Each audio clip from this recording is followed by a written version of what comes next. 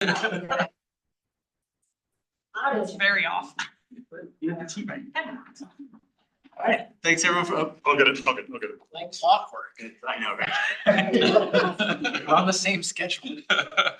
All right, thanks everyone for joining us. We're gonna, call to order the Transportation Mobility Board meeting for, October.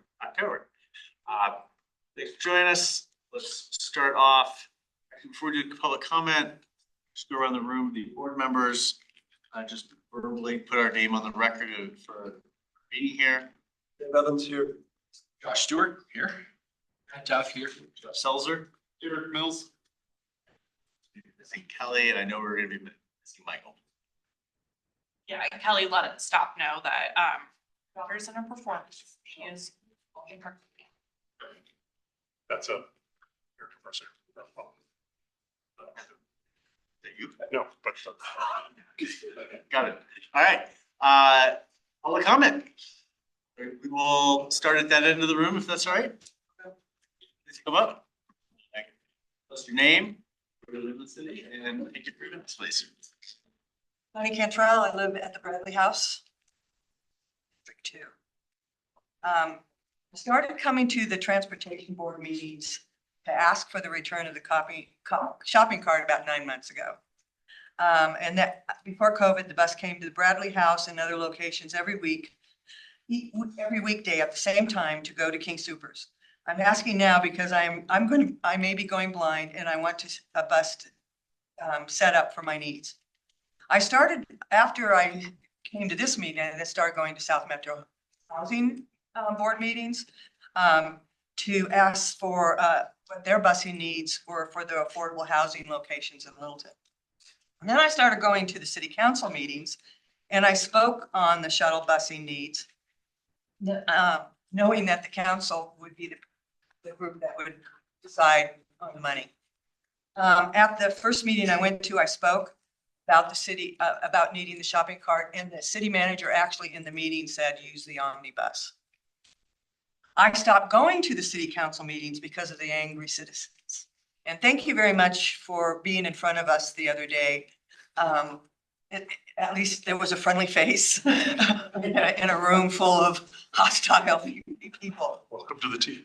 I cannot imagine. I've used the omnibus and I think I've shared with you, they came 15 minutes early. It was a bummer.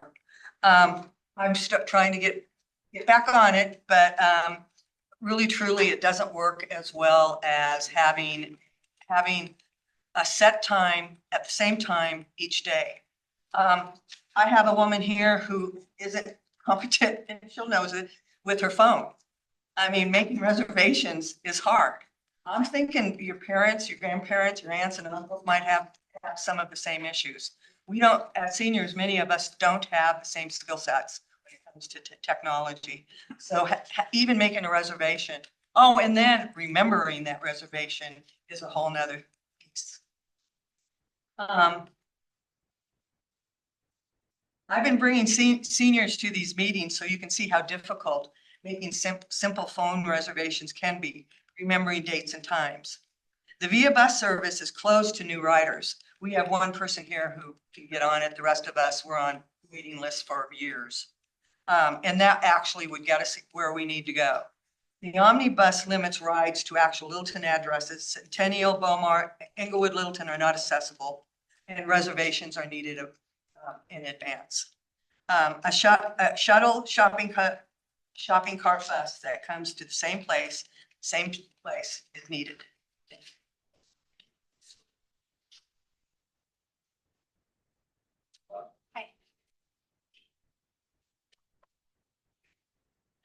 Hi there, my name is Robin Bernstein, and I live at Littleton Crossing. And I was on the VIA Mobility years ago when I was at Geneva Village. It's great. I went for a swim today, steam, yeah, it's like heaven. Anyway, on NPR, Alvarado from the State Patrol was on. So I took notes. He said, let us all be proactive and build our driving consciousness. Slow down, calm down, and when you get in the car, just drive.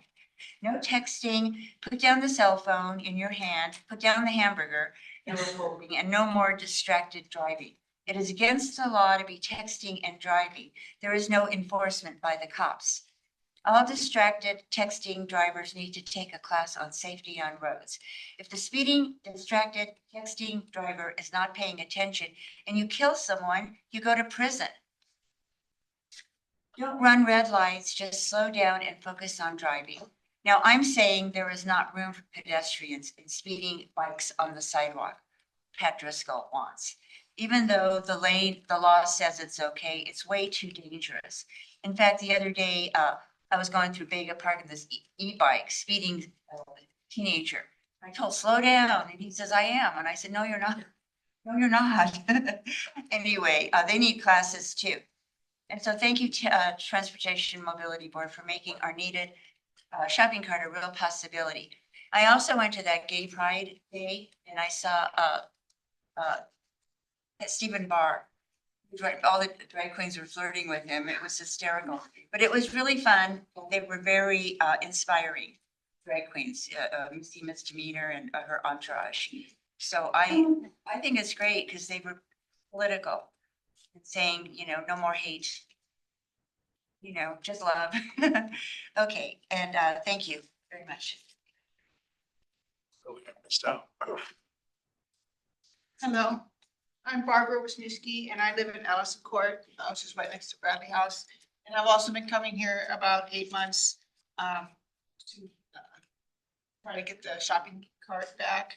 I use the omnibus as much as possible. I actually kind of like it. But I have been disappointed that there's so many Littleton addresses that aren't covered. So personally, I think that you should change your flyers to make sure, you know, you call now everything's covered. It saves the disappointment. So I wish more of what I think of as Littleton would be covered.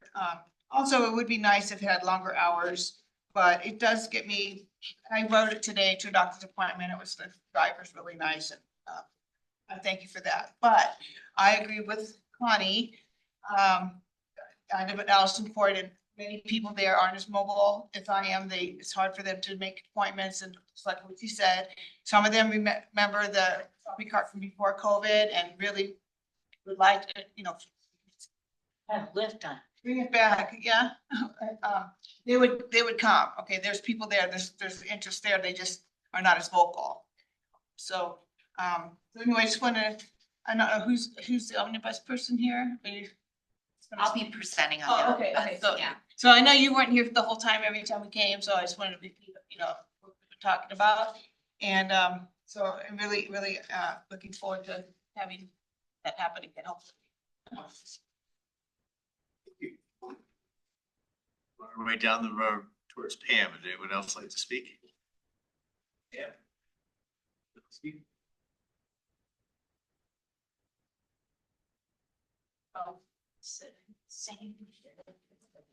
I'm Pam Chadbourne, I live a block and a half or so from here, and a few things. The omnibus shopping cart, we need a circulator bus with a regular schedule that runs all day, every day at certain times. I've seen that in Alexandria, Virginia, and I've seen it in Lackawanna, Flint Ridge, and it builds community. It serves students and businesses. It's a huge economic supporter of small business on Littleton Boulevard, let's say, up and down to downtown. Can you imagine how well that would work for all of the businesses there?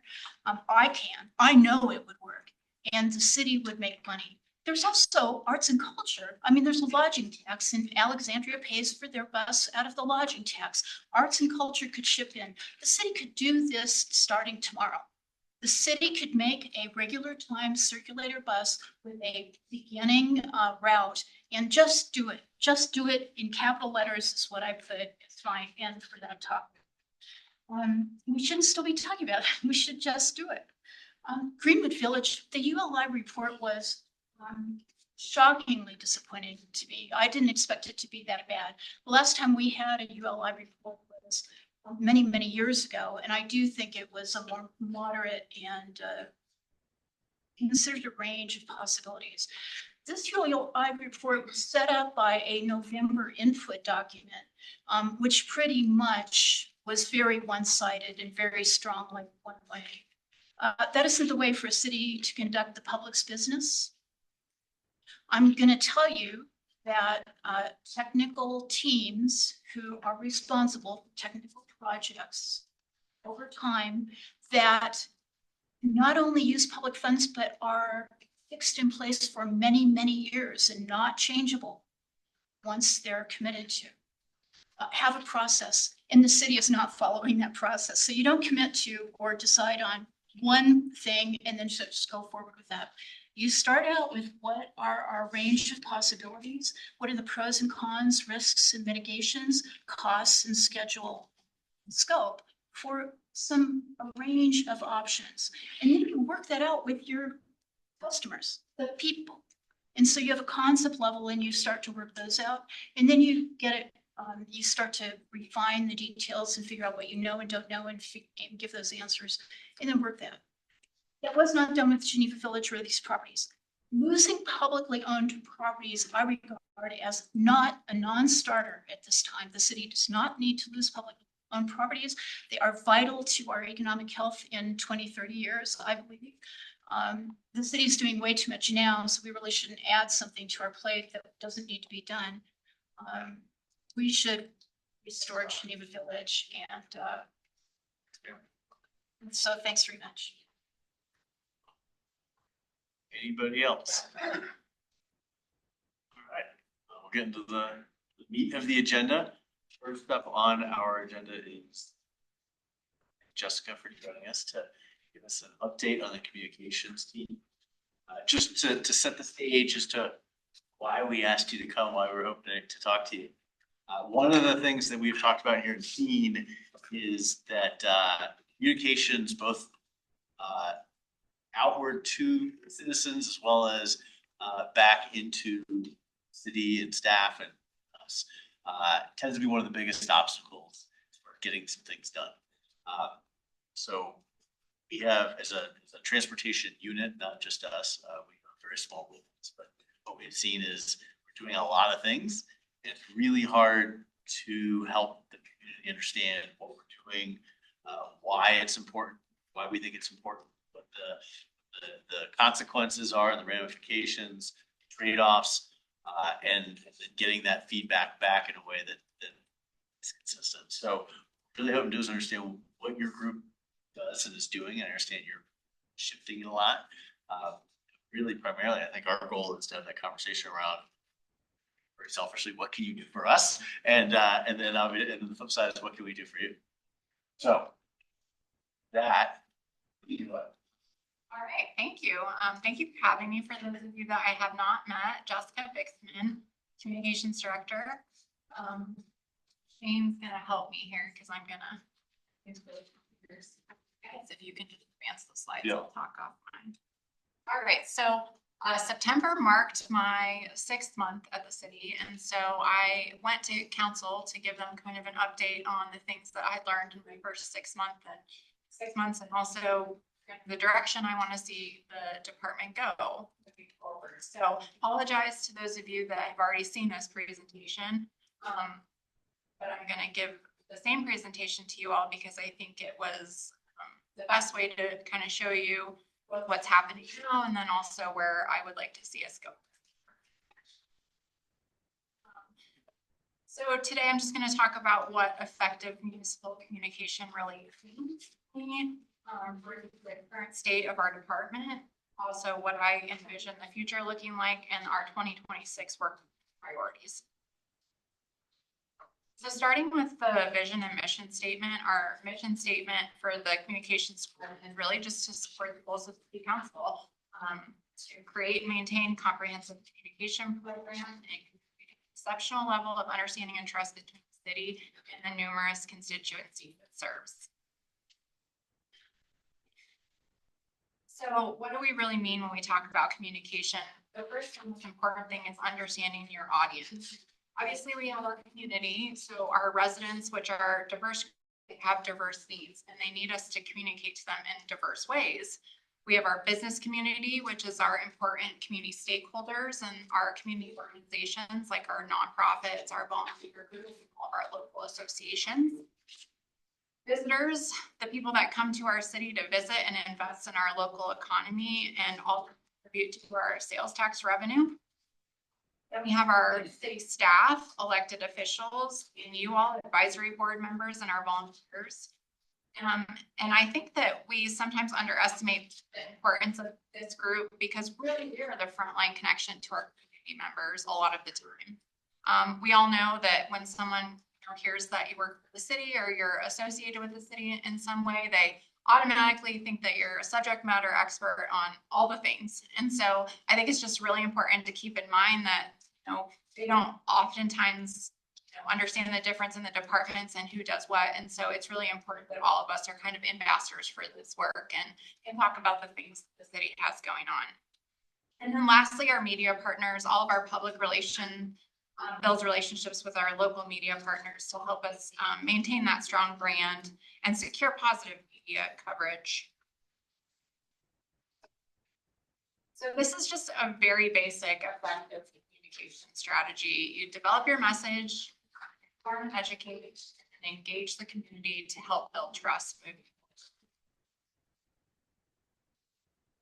forward. So when we're developing our messages, Littleton is evolving from a small suburban town to a leading full service city. And when we have that growth, it stimulates corresponding investment in our infrastructure and services and our resources that have to meet those new demands. So it's really important at this time that we start to align our messages with our strategic goals. And we need to share the why with the community before sharing the what. We also want to be informing and educating, delivering always timely, accurate, and relevant communication at all times.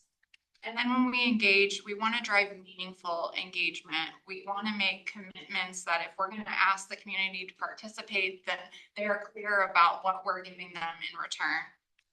And being responsive to the community's concerns, questions, etc., so that we can continue to build that trust.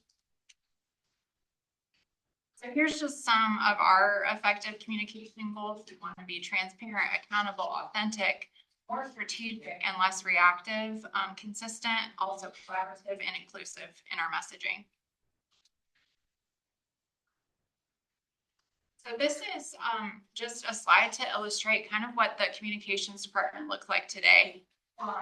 It's all of the tools that are in the communication toolbox, if you will. At this time, I'm going to go through each one of these, but I just wanted this slide to show, I think it's a good representation of a small department, but all of the tools they have to communicate out to the city. So starting with social media, we have a presence across all of these platforms. And when I started, social media, I would say, was one of the low-hanging fruits I saw right away. Something that we could change our strategy. We were doing a lot of what I would call bulletin board posts, and I wanted to shift away from that and start thinking about social media as a two-way engagement platform. It's a place to have two-way conversation. It's a place to have more engaging posts versus just your typical, this road's going to be closed, or there's going to be this traffic impact. So we started to change our approach in not only what we were posting, but how we were posting it, what we were sharing. And it's been really fun to see the reward from that. When I gave this presentation, I had the numbers we started this, I would say this shift really around May. In June, we set record highs for Facebook, LinkedIn, for audience growth rate. We also set the year's highs for Facebook, Instagram, and LinkedIn page reach. We had then in July record high views across all of our platforms. And it was our highest monthly views of the year on Instagram and LinkedIn, and our highest engagement rate of the year on Instagram and Twitter. And in August, it was even higher than that. So it's been great to just watch it grow and grow and grow as a result of changing our social media strategy.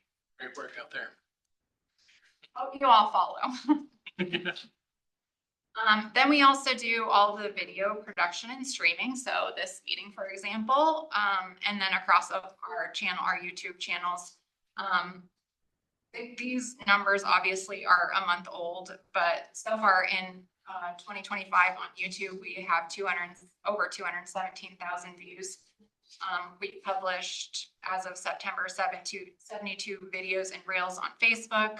And then here's just some other stats from YouTube and also our Facebook stats as well.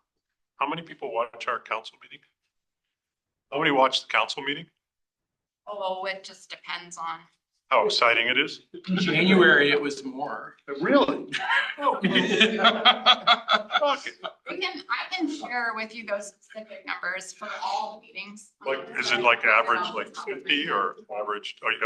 Sorry, Yeah. keep going. I apologize. I mean, I'm happy to.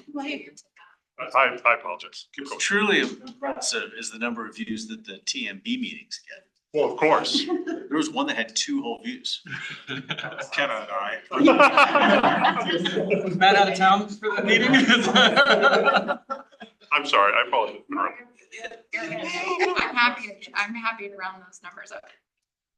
All right, so then we have our newsletter. So in 2024, the resident survey said that 83% of respondents said the Littleton Report, I will call it the LRP, a lot of the time was a major source of info, and 28% said the Littleton Report online was a major source of info. Our subscribers are up 14% from the beginning of the year on the Littleton Report online, but I would love to see this number grow. It's 3,799 subscribers. To me, that there's a lot of improvement that needs to be done there. And then another thing that we did that is new, I always say that strategy starts in the break room and not in the newsroom when it comes to communications. And so it's really important that we improve our internal communication as well. So my team launched a new internal newsletter for employees. We call it Littleton at Work. It goes out every 2 weeks, and it includes regular stuff, news stories that might be important to employees. We have a celebrating you section, so we recognize new hires, milestone anniversaries, employee accomplishments. And then we have all updates from HR, if there's trainings or job postings. And then we always do an engagement piece, so a fun question for employees to answer, and then we report back in the next newsletter what the popular answers were. The report online, are you able to track how many people actually open that? Yes. Yeah, and we have a remarkably good open rate. It's way higher than industry average. So I would say that is great. At least the people that are subscribed to it are signing up. I was going to talk about this a little bit later, but we are in the process of changing the platform that we use to send that newsletter out. So it's going to go through a rebrand.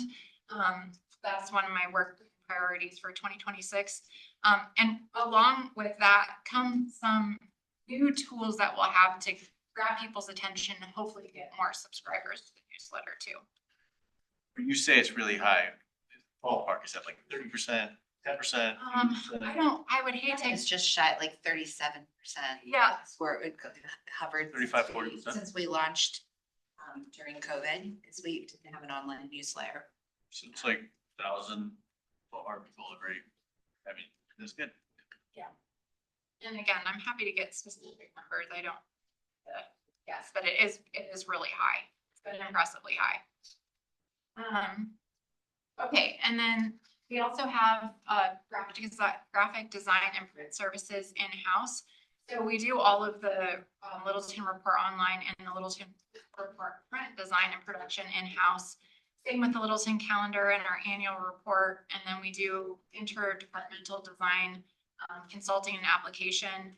We manage all of our brand awareness development application, graphic design and print services, and then print management. As of September, we had already completed 277 total tickets and printed over 36,000 items.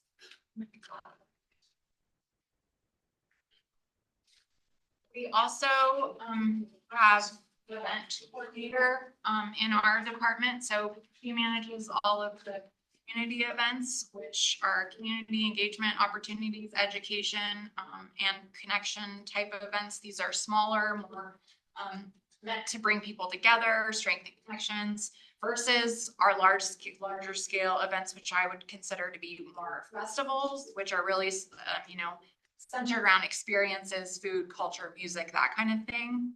So Meet, Greet, Eat, we did 3 this year. We changed the layout of the event to make it more accessible. We started providing all the departments individual tents. I think you all participated in one event as well, so thank you for coming and being there. But the goal is really to have a new layout that allowed for more flexibility with all of the departments participating. So it gave residents access to the departments and allowed them to come ask questions, get information, that kind of thing. Then we did the Little Jam concert series. We did 4 this year, and we combined 2 of them. So one with the block party, and then the other one with Western Welcome Week, their opening night. We also have Candlelight Walk coming up. And then obviously Criterium in August, our biggest event. Was Longer Tables your event?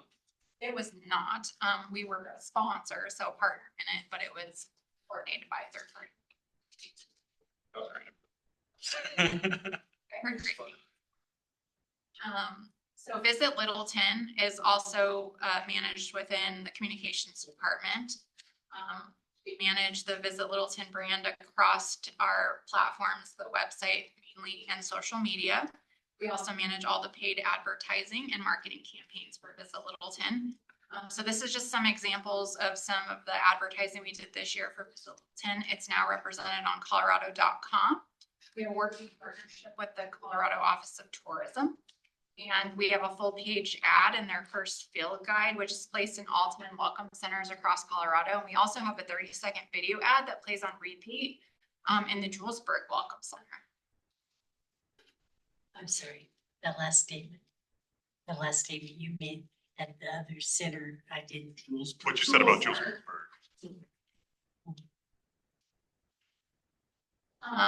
And then these are things that are new for 2025. City Lifestyle Magazine, Littleton's first magazine dedicated to spotlighting events, business, economy in Littleton. It's distributed to a list of nearly 60,000 residents. It's mailed to homes that are valued $1 million or more, and also in the greater Littleton area, as well as businesses. And so we are now featured in that magazine. We also help contribute to the Open Rewards program that Economic Development does to try to grow the program's reach and extend the number of days per year that we can keep that program going. It generates more visits and visitors overall. And then we help promote these days on our social media channels and other avenues so that we can continue to partner with our local businesses. And then social media growth. In late August of 24, the Visit Littleton Instagram page only had 239 followers.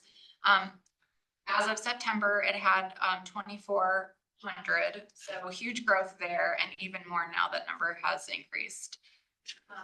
We've started to partner more internally too. So this photo is an example when the museum had its dinosaur exhibit. We did some fun partnerships and reels with them. We got some local businesses together to help promote this dinosaur exhibit. Restaurants, bars, boutiques, they all joined together and offered dinosaur themed drinks, menus, toys. Somebody even created a dinosaur themed lip balm. So that was just a really fun example of how we can get creative and collaborate together to get some attention on all the great things that we're doing. You know, my one issue with that is we need to promote Pokemon Go. Yeah. No one believes me, but it brings tons of people downtown. Mega Park is filled every weekend. Everybody's like, Robert, you're crack smoking. I'm like, no, we need to promote it. And maybe I am, but keep going. Sorry. Do we sponsor that, or is that just organic? It's just organic. It's like a tournament center. Yeah, a gym. Robert knows more. Again, Pokemon Go expert here. I was. I stopped playing. Okay, so. Anyway. Noted. Thank you. Okay, communications. So I put this little, this is very appropriate for this group. I put this little traffic alert down here because I just wanted to highlight the difference between what I consider to be communicating and marketing. So here's the traffic alert. Lane closure on Broadway beginning Monday.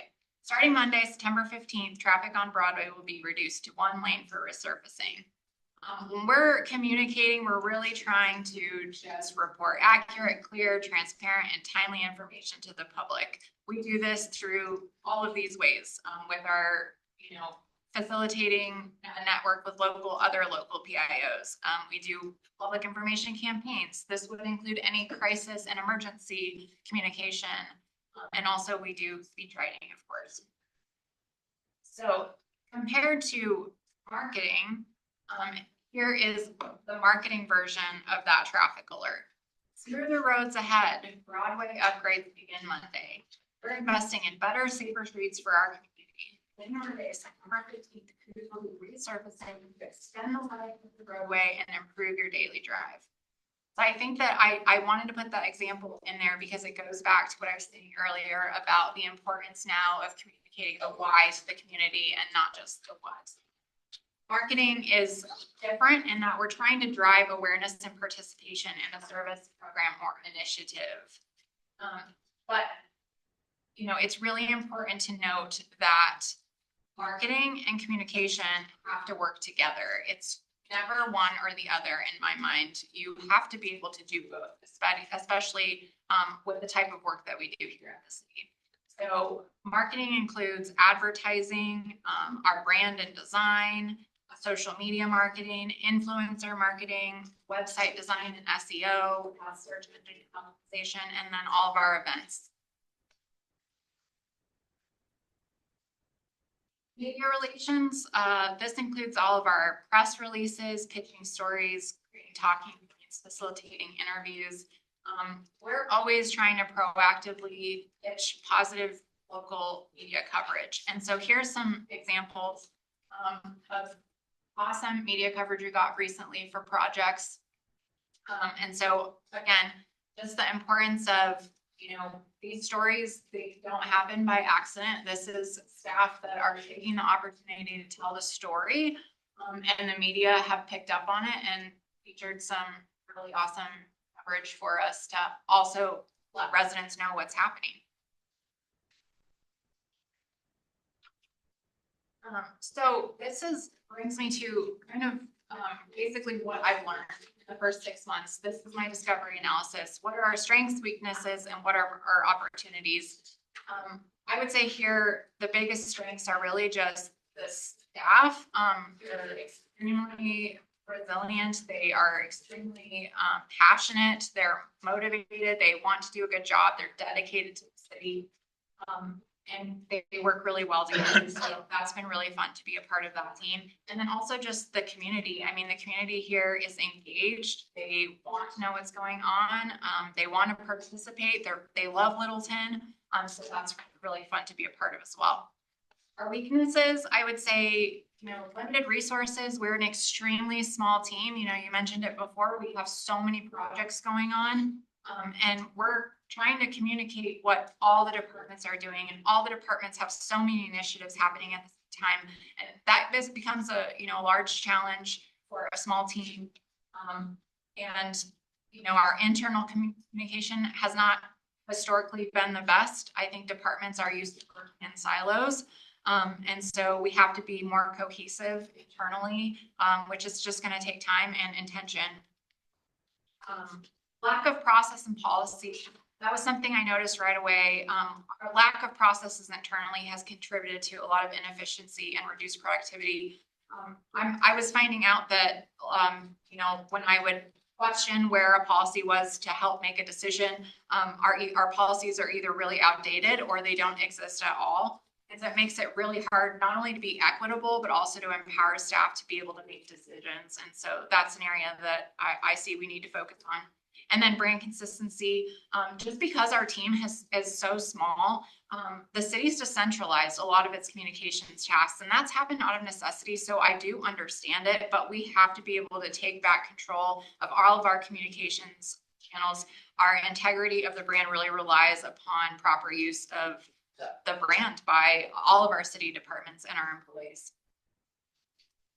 But our opportunities, so we have an opportunity to retool and rethink how we do things, to look at all the tools in our toolbox and decide how we can use them better. I'm always trying to do more with less. Like, how can my team with the same number of resources be the most efficient?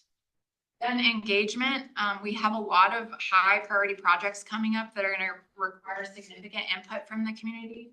We have an opportunity to collaborate with them and partner with them more strategically than we've ever done in the past. And engagement happens to be one of my greatest passions, so I'm excited to be part of that. Marketing and advertising, I would say, with the exception of Visit Littleton, marketing and advertising is not a skill or a place that the communications department has historically really embraced. They have been communicators and they're good at that, but we need to also be marketing and advertising at the same time. Like I mentioned before, those two things have to work together. We do a good job of this with Visit Littleton, but I would like to see us transition and do more of this on the city side as well. And then embracing new technology. We have to, especially when resources are strained, the more technology you can lean into, the better. And also the website. The website is a unique challenge for the communications department because it lives with IT. It does not live in the communications department. And so that's something, to be honest, that is unique and new to me. And it's so luckily I have a great relationship with IT, and so we can partner together. But I do think that there's a lot of work that needs to be done in making sure that that is a tool that residents can use easily and they can find the information when they're looking for it without having to do a bunch of digging and click throughs, and making sure those pages remain updated. So here's the vision. How do we become more strategic and less reactive, create unified messaging, engage our audience more deeply, and leverage technology to bring our processes up to date? So starting with strategy development, we have to start developing comprehensive communications plans that will align with our mission and plot a unified course forward. The only way that we can do that is building capacity. And so that's what so much of my work has been focused on, is finding ways that our department can do more. And that's meant I've had to realign kind of staff responsibilities to strengthen our overall capacity. I want to make sure that each staff member's skills are being utilized where they are making the greatest impact so they can all work more strategically. Processes, making sure that our roles are clearly defined, task management, everything in the department has been extremely manual. When I started, there was no workflows that weren't coordinated. We didn't have formal ways of taking requests from other departments for approvals, even shared calendars.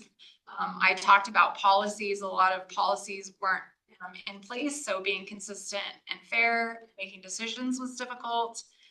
And then resources, having enough staff to be able to dedicate time to plan, execute, and evaluate. We have to have time to be proactive at our storytelling and managing our brand, making sure that there's strategic alignments across all of our departments, maintaining all of our communication channels. It requires the resources and the structure that we need to support that strategy that we want to develop. Collaboration, communications is built from the inside out. Our team is small. We're not all subject matter experts, so we really need staff to see themselves as an extension of our office to help us amplify our message. I share that I say we're all office influencers because staff sometimes don't think of communications as a part of their job. They see communications department as the communicators, but really we all should be ambassadors of this work. And so we need to streamline, improve, and develop our workflow and projects plans for all of our key initiatives.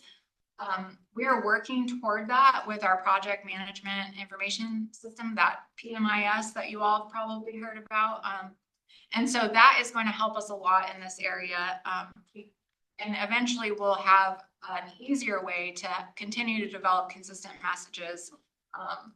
And then also that, along that same vein, leveraging technology and having the tools in place to continue to be efficient and effective as we can.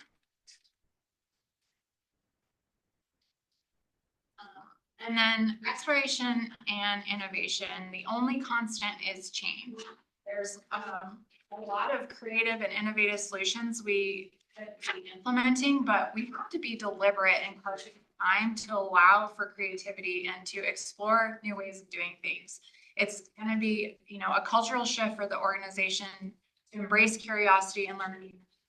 But I'm always constantly challenging staff to think outside the box, to challenge that idea that we've always done it this way, so we couldn't possibly think of doing it another way.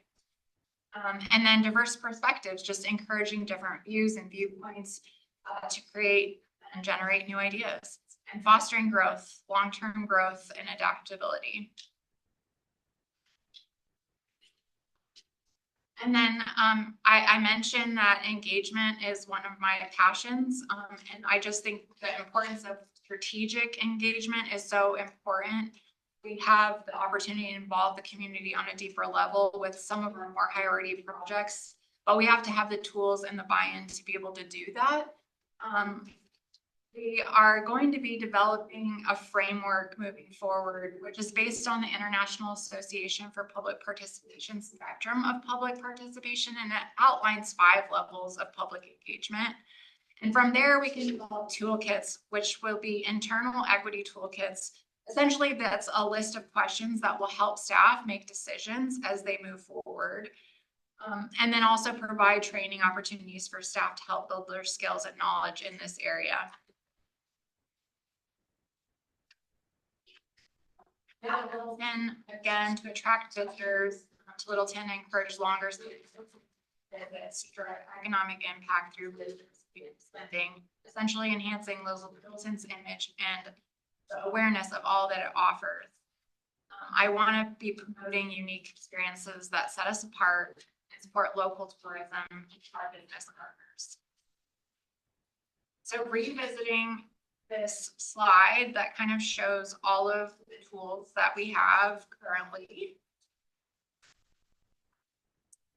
I showed you this one before, but I put it up against that we can compare it to all the things I just mentioned, which make the future of the communications department look more like this.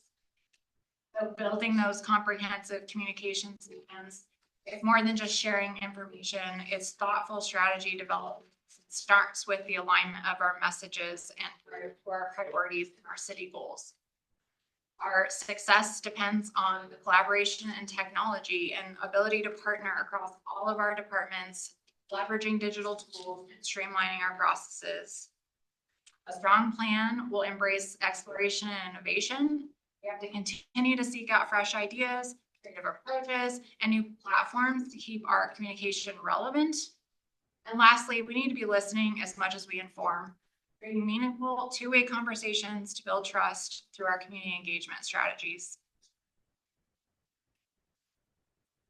So here is the 2026 work plan and priorities for communications. Community engagement, we are going to be adding a full-time employee that's dedicated to supporting the marketing and community engagement initiatives. This will give us the capacity to proactively plan, implement, and measure our outreach efforts rather than relying on fragmented approaches as we've past. This position will be a critical liaison to consultants. It'll help just maintain project continuity and ensure that our marketing and engagement efforts align with our internal priorities. Engagement HQ, this is a new digital public engagement platform. It's going to complement our project management system, and it will provide a central location for our engagement initiatives. This is something that I think the city really needs. We have so many projects going on at one time, and now there'll be one place the community go if they're interested in a project, and they will see all the projects that are available for public engagement in one place. We're gonna be refreshing and rebranding Littleton Report online, as I mentioned. And continuing to crank away at those policy development and updates. Visit Littleton will continue to be a priority. We're gonna really define, you know, what we want Visit Littleton to look like in the future. And how we want to, you know, right now we have an FTE for Littleton. She also coordinates all of the special events as well. And so, we really need to start having some conversations too about how we're gonna manage the resources there and keep Visit Littleton a priority while also managing all of the other events that the city has happening at the same time. And then, if you weren't aware, this year, the 150-250, the SESWI semi-quincentennial. Glad you said. Say that. The 150-250 birthday. And so we're still in the process of kind of figuring out exactly what that's gonna look like, but my team is going to be doing something to help celebrate that anniversary this year. So on that note, I will just leave you with this final quote. If communication is not your top priority, I'm happy to answer any questions. That was a lot, so. I've got one quick one. Is there any way to measure the demographic on the social media hits, the publication hits? Yeah. It's because I'm thinking about what Connie said, and some of our seniors perhaps aren't using that tool, so to speak, to communication. And if so, what are we going to do to get them engaged? Yeah, no, absolutely. We can, you know, you can really get into the weeds with metrics and things for social media. And I understand that that's what I mean about diverse audiences with diverse needs, right? Like not everybody is on social media, and I don't think that we should be putting all information on social media. That really isn't what social media is for. We have to find other ways to reach those diverse populations. So some people prefer to get emails. Some people want to have a printed, you know, pamphlet or flyer. Some people want direct mail, some people don't. Like, so we have to diversify the tools. And we also have to dip into that marketing and advertising. Sometimes you have to put money behind, you know, the materials that you want to reach larger audiences versus more grassroots marketing, which is what we do a lot of which is internal, right? So that's what we do with the Littleton Report online. Report print. Those are more grassroots internal versus the marketing advertising where I'm actually going to go out, place an ad, pay money for it to appear in a magazine or whatever else. So depending on what the message is, we have to decide how are we going to reach that key audience? Who is our key audience? Who needs to see this? And what's the best way to reach them? Is there an element of the communications department that fulfills legal requirements for city? Or is this just something that Littleton does? Like public notices? Is Yeah, that oh, what we- yeah, like, Who's in do charge? who's in charge? Do you make these legal, do you fulfill legal requirements that the city is supposed to do in communications? We facilitate like the printing and just the printing of it through the graphics department, but we don't actually like do the notifications themselves. Unless it's for like a permitted event or something of that sort. So if it's our own event, we have a permit for it, then we'll send out a permitted letter notification to the neighbors, letting them know like there's gonna be an event, we're closing Main Street or whatever that is. But other than the actual printing of the notice itself, like if it comes from a different department. Does that answer your question? So that falls under communications, but It actually is the responsibility of our city. that's what, I guess that's like, are you under the city clerk's purview at all? No. This is just completely separate, a totally different department. Yes, Okay. sorry. For the city clerk to send them the notification to get it printed, to get it back. Yeah, so they have a whole process for that public notification. And sometimes that overlaps with other notifications that happen about a rezoning change or or something along those lines. So sometimes that would result in also posting that in some of our communications vehicles, but that notification process is something that's adopted by council each year of how they get public notice out for hearings. To notify the public of their business. Communications are completely separate from the legal notification. Littleton report count as a public notice. If you did need to something. Or you still have to go through a newspaper. Yeah, we still, so what council adopts each year, usually it's that. Our local paper, it's the Littleton Independent. So that's still to the paper, not the. Because our Littleton report is just 6 issues a year. Yeah. So usually having that much lead time is a little bit different than the public notification that the clerk gets out. So some of the initiatives like that have had with EMV, like we had the public survey that year, 200 people respond to the transportation. You've been to several of those cities and such. How do you see transportation? Okay, then communicate and citizen feedback.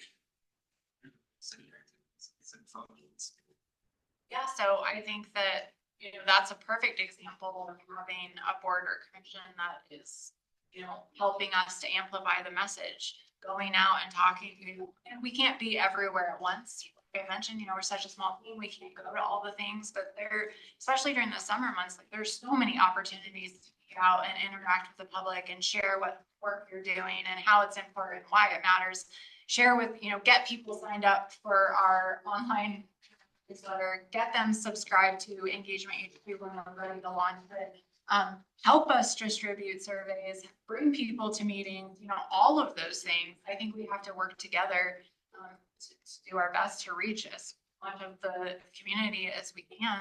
We have these really important projects happening. You know, we want to hear from everybody. We want them to know that they can participate and how they can do that. We also want them to know what we're going to do with the feedback. We don't want to promise that we want to hear from them and then not follow through and sharing what we did with the information. You know, they're donating their time to help us.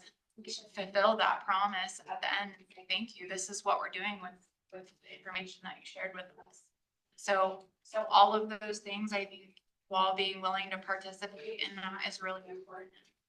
You see evolution in that, like this winter, next, the things that what we've done so far.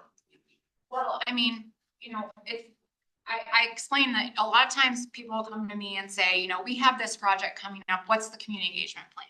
And my answer is always going to be, it depends. What's the problem that we're trying to solve? What is the feedback that you're wanting from the community? Where can the community participate and how, and what are we doing with their feedback? Because all of those things are going to change the strategy. That really upfront has to influence the community engagement plan, not vice versa. And so it really depends on what the project is, what the community engagement piece is, and where that falls in alignment with the things that we're doing. I do think that there's opportunities for collaboration with other projects that are happening at the same time. If you have a captive audience for one, then let's see if they're interested in participating in this other project and giving them feedback there. Like I said, I'm going to be recruiting very shortly here a community engagement manager. And that position to me is going to be critical because it's going to give, you know, the community a face to some of these projects, somewhere that they know they can go to either get information about a project, ask their questions, get their concerns answered, versus, you know, going to a consultant that doesn't work for the city, doesn't understand the community, doesn't have the history behind a lot of the things that we're doing. And so I really am really hopeful that that position is going to help with some of this too. Also to help, you know, be the liaison to groups like yours, and city staff and consultants, and council. You know, I think that's the evolution of bringing community engagement to a different level in my mind. That person also be available to help us with messaging. Yeah. communications expert. So if you have something to say, it's helpful if somebody can help us craft that into something that's. Yeah, and that person, anyone on my team, you know, that's what we're here for. We want to be helpful in that. Like I said, we want to be helping. I'm big on storytelling. Like, I want to be telling the story. I don't want to be in that communicator mode all the time, that PIO, we're putting out a press release statement. Yes, there's a time and place for that. But I think a lot of the time when you're communicating with the community, it's more of a storytelling element and tying some of the bigger things and projects back to the strategic goals, which the community is, the driver of. They're the ones that said, like, these things are important to us. That's how we built our strategic plan. That's how council crafted its goals. So our messages need to share back how we're fulfilling that, right? And how we're meeting those goals moving forward. So that's what I keep reiterating with the team, is to be thinking about their messages more from that storytelling component versus just sharing what's happening. So one of the big things we have been doing, I'm sure you're familiar with, is Safer Streets. It's a very important messaging out. I know that your team has helped a lot with that. I think we've been reasonably successful, not crazy successful, but reasonably. Coming up, one of our big initiatives is updating our transportation master plan. That's anywhere from a 1-year to 12-year project. And that's an area where we are going to want and need a lot of engagement back and forth. And so hiring a consultant, understanding to the project itself. I guess my question, first part of the question is, how much would your team want to be engaged in that engagement aspect? Because I think part of what we're talking about is that the consultant might be leading. Yeah, so we've already been engaged. I've met with Matt and Shane and helped them kind of flesh out some of what the RFP would look like specifically for the engagement piece. And so contributed there. But I see, like I said before, hopefully the timing works out so that we will have a community engagement manager in place by then.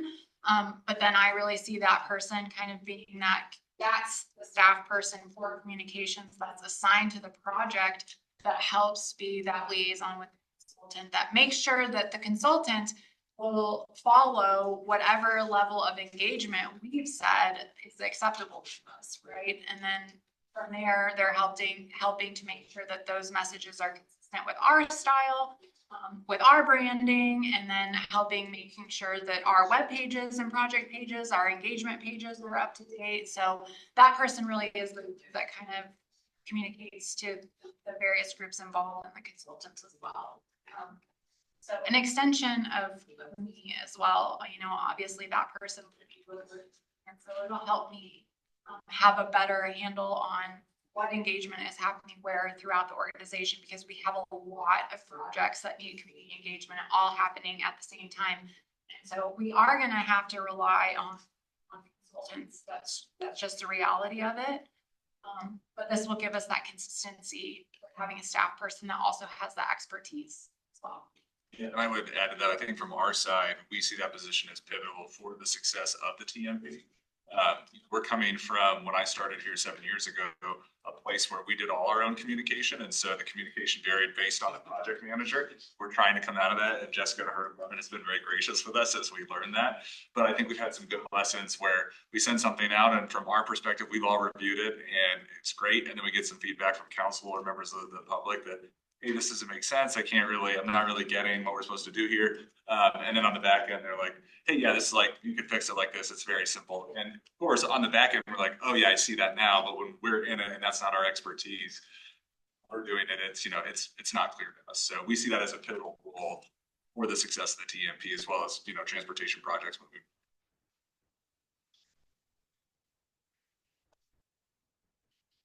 So we did do a survey, as Derek said. Our responses, highlighted for me. Probably should have some sort of follow-up. Yes. Any advice on us on what that should look like? Happy to help. If you want to send me the survey information, or I'm happy to help craft responses. I think it's important to make sure you're capturing that contact information too. Because those people, you know, that's the group you want to be contributing to your file for further updates. And if those people participated once, we want to ask them again in the future. Obviously, this topic is important to them. So we want to be able to go back to those people. So you have to be capturing their contact information if they're willing to share it. And a lot of times they are. So all those things are important. Last thing I'll throw out, I don't think I'll be offending anybody in here. The website is kind of a cool. So is there any chance that you can't get the version changed from IT to your group? I'm sure it runs great. Speeds are fantastic and all the stuff that IT is good at, but it needs some serious help from an informational perspective, navigation perspective. Yeah, so what I will say is that my team is leading a website refresh. That's not gonna be that's not gonna fix all of the issues, but I do think that it will not only help with the design aspect of it, but it should also, well, be able to apply that design to the interior pages. And what I'm really hopeful is that it will help just kind of facilitate a quicker update of the internal pages as we go. Like it'll remotivate, because right now we have to rely on a lot of different website contributors. So that means that there are people within every department that are responsible for certain website pages and are responsible for keeping their pages up to date. So another thing new internal that my group is facilitating is it's a citywide communicators meeting. And so anybody in the city that is doing messaging for, you know, whether it be at the museum or whether it be for the library, that we're all going to get everybody in a room. And it's not just my department, communications, IT is a part of it. The website lives in their department currently. And we're going to start having those conversations again. Like, okay, if you're going to send out a newsletter, this is what it has to look like. This is the style it has to be in. These are the colors that it has to, this is the way we use our logos, all of those things. And then same with the website. If these are your pages, this is what you're responsible for. If you need training, this is how you come get it. And we're gonna, you know, it's gonna take time, but we're on the path starting to update, because I see the same things that you're seeing, obviously. So Kind of a bit of specifics on the website is something I, as part of the vision, is like, city has a lot of transportation related initiated, like safer streets thing. Like if we could aggregate that information on DMV, so when somebody comes, they can also look at different resources related to transportation. They can have a more comprehensive picture of what transportation environment is in this. yeah. So all that, right? I mean, yeah, I mean, it's just a matter of getting the pages updated to a place that is digestible for, also keep in mind that, you know, a lot of the times when somebody goes to the website, they're looking at it from their phone. And so I think it's really important, and I think about that a lot. If you look at our website, is you go to a page and it is just full text, right? And so moving forward, I want to start to transition away from that. There are people that want that level of detail. That's great. They'll be able to find it, but we're not going to make them scroll all the way through, you know? So those are the types of updates. It can house all of that information in one place, but we have to get the design layout established first. And then from there, we can get to that level of detail. We can start switching things out. We also have to be, following ADA clients as well. So there's an ADA component. And so a lot of that means that we shouldn't be posting PDFs a lot of the times. PDFs are really difficult. So there's a lot to it. There's a lot of players to it. Again, IT, it's going to be a partnership between my department, IT. We're going to be asking the whole, all the city staff to weigh in on pieces of the website and give us feedback before we even start the project. So, but yes, we're looking at all of those things. Like, how can we make it the best for anybody that wants to go get information off the website? What was the traffic page that you showed us? Shovel traffic So, cone zone. Is that still alive? yes, it gets updated weekly. I totally pitched a softball to Aaron to pitch the cone zone during the meeting. He didn't pitch my pitch at all. So clearly it was the pitcher's fault, but it's like, because the cone zone is going to contain all the problems that come up with the quad road, right? That's where. So the cone zone was, I didn't mention it, but that was another thing that I implemented like right away when I started and saw that we didn't have a way to get out traffic notifications other than Facebook. They were all going on Facebook. And so we worked together with Public Works to get that workflow process up and running really quickly. A lot of that will come from the PMIS system moving forward. So it'll have integrations with better mapping and all of, so it isn't even as good as it could be, but it was a short-term fix to a bigger issue of just not really having a centralized place for people to get traffic impacts unless they were going to check Facebook before they drove. I don't think people know about it at this point. It just took me 4 minutes to find it on here on the website. It's really to find that. And I'm trying to find the safe routes to school map that I know the city made last year. School route. I know it was public, like I had the link and I was able to send it to people, but I can't find it on our website, so. Yeah, unless you're looking specifically for the individual program, for people that are in discovery. So, Yeah. Josh, just to make it easier for you, if you are looking at that page, on the homepage, Littleton's homepage, there's a cone zone button. Right there. Okay. Okay. So the other thing that we've started doing is every issue of the Littleton report online has a link to the cone zone. So every time that goes out at the bottom, it says, or traffic impacts cone zone right here. So we're trying to repeatedly post that so that more people are used to seeing it, clicking on it. I used the development activity list the other day and it worked pretty well. Oh, good. Complain about it all the time. Learning what's going in the Littleton Village part right there, so it was helpful. It was like a sea of links for the, I'll go on like 1,000 links. So I may not be exaggerating, but I'm guessing like 70. This could use a little recommendation. Well, thank you so much. Really appreciate it. Thank you for your time. Helpful. As you continue to build it out, if there's things that we can be doing, make your life easier or better, or to make the community better, don't hesitate to reach out. Thanks. Thank you very much. Well, I guess there was one last question. Sorry, when we need something, who should we be reaching out to? To you? To, I assume when you have your new FTE, that would be the person, the liaison? So you can start with me and I'll direct you to the best person. I didn't mention that we're also going to be getting another position separate from the community engagement position. That's going to be a communication strategist specifically for Public Works. Because Public Works has so many projects, as you know, and so much work to communicate that we're going to be really great to have a communication dedicated to that. So it could be that person, could be me, could be someone on the team, but I'm happy to Start with you for now. Yeah, start with me and happy to help. Awesome. And as far as I know, in our budget that we just passed, those are the only increases in staffing we did for the whole for communications. So we did kind of a mid-year increase for the city attorney, but so we made a good case that she needed more people. It's been one of the areas that I'm kind of clear that we haven't been doing as good of a job as we. Well, I think, yes, I think there's a combination of strategy and staffing. So I think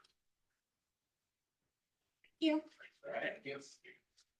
Now, on the same topic, totally different. Yeah, great. Moving on to a ULI update. So just to set the stage here, we talked about this at the last meeting that you'll forgive me the exact date, but I know in the last month or so, it was basically the same presentation was given to city council in a study session. And we'd all talked about that we would either tune into that or watch them. So hopefully we are all 40%, 50% speed on what Kathy's about to talk to us about. 50. Is that? 50. So I guess I would ask, and I know I apologize that we didn't do this earlier, but if we could make this presentation more about. I went through and kind of pared down the slide. So Our we'll- focus we'll try and go obviously there. is the transportation related aspects of this, right? Yeah. What are the concerns, what are the needs, where do we need to get involved? Yeah, and I will just share just a little bit of history, you know, when the city bought this site in roughly 1975, we bought it with the intention of building the city center, as we said, and its twin building to the west. And so there was a plan in place that second building just didn't happen. So much of the site remained over the next decade. You know, as we started to talk about, Geneva Village has come up in conversation with council. I think, you know, the last time rents were adjusted after purchasing the site in 1975 was 1979. So rents stayed at that level up until just recently. It's our effort to relocate all of the residents in. So there had been conversations about, you know, what could be the future of the site in the early 2000s, again, probably in the mid 2010s. But I think it was really in 2017, 2018, where the conversation started to percolate back up to council and have their thoughts on that. One of the greatest changes was that when we purchased the site, we engaged our housing authority to serve as property manager for Geneva Village. And in 2019, their board said, you know, without income verification, you know, there was an age restriction, but no income restriction. It really doesn't fit our mission. So we ask you to find a new property manager. So I think that's really where council began to have some more conversations, went through a pretty elaborate process of looking at rehabilitating the site, rehabilitating the units and the costs associated with that, or the option of redeveloping.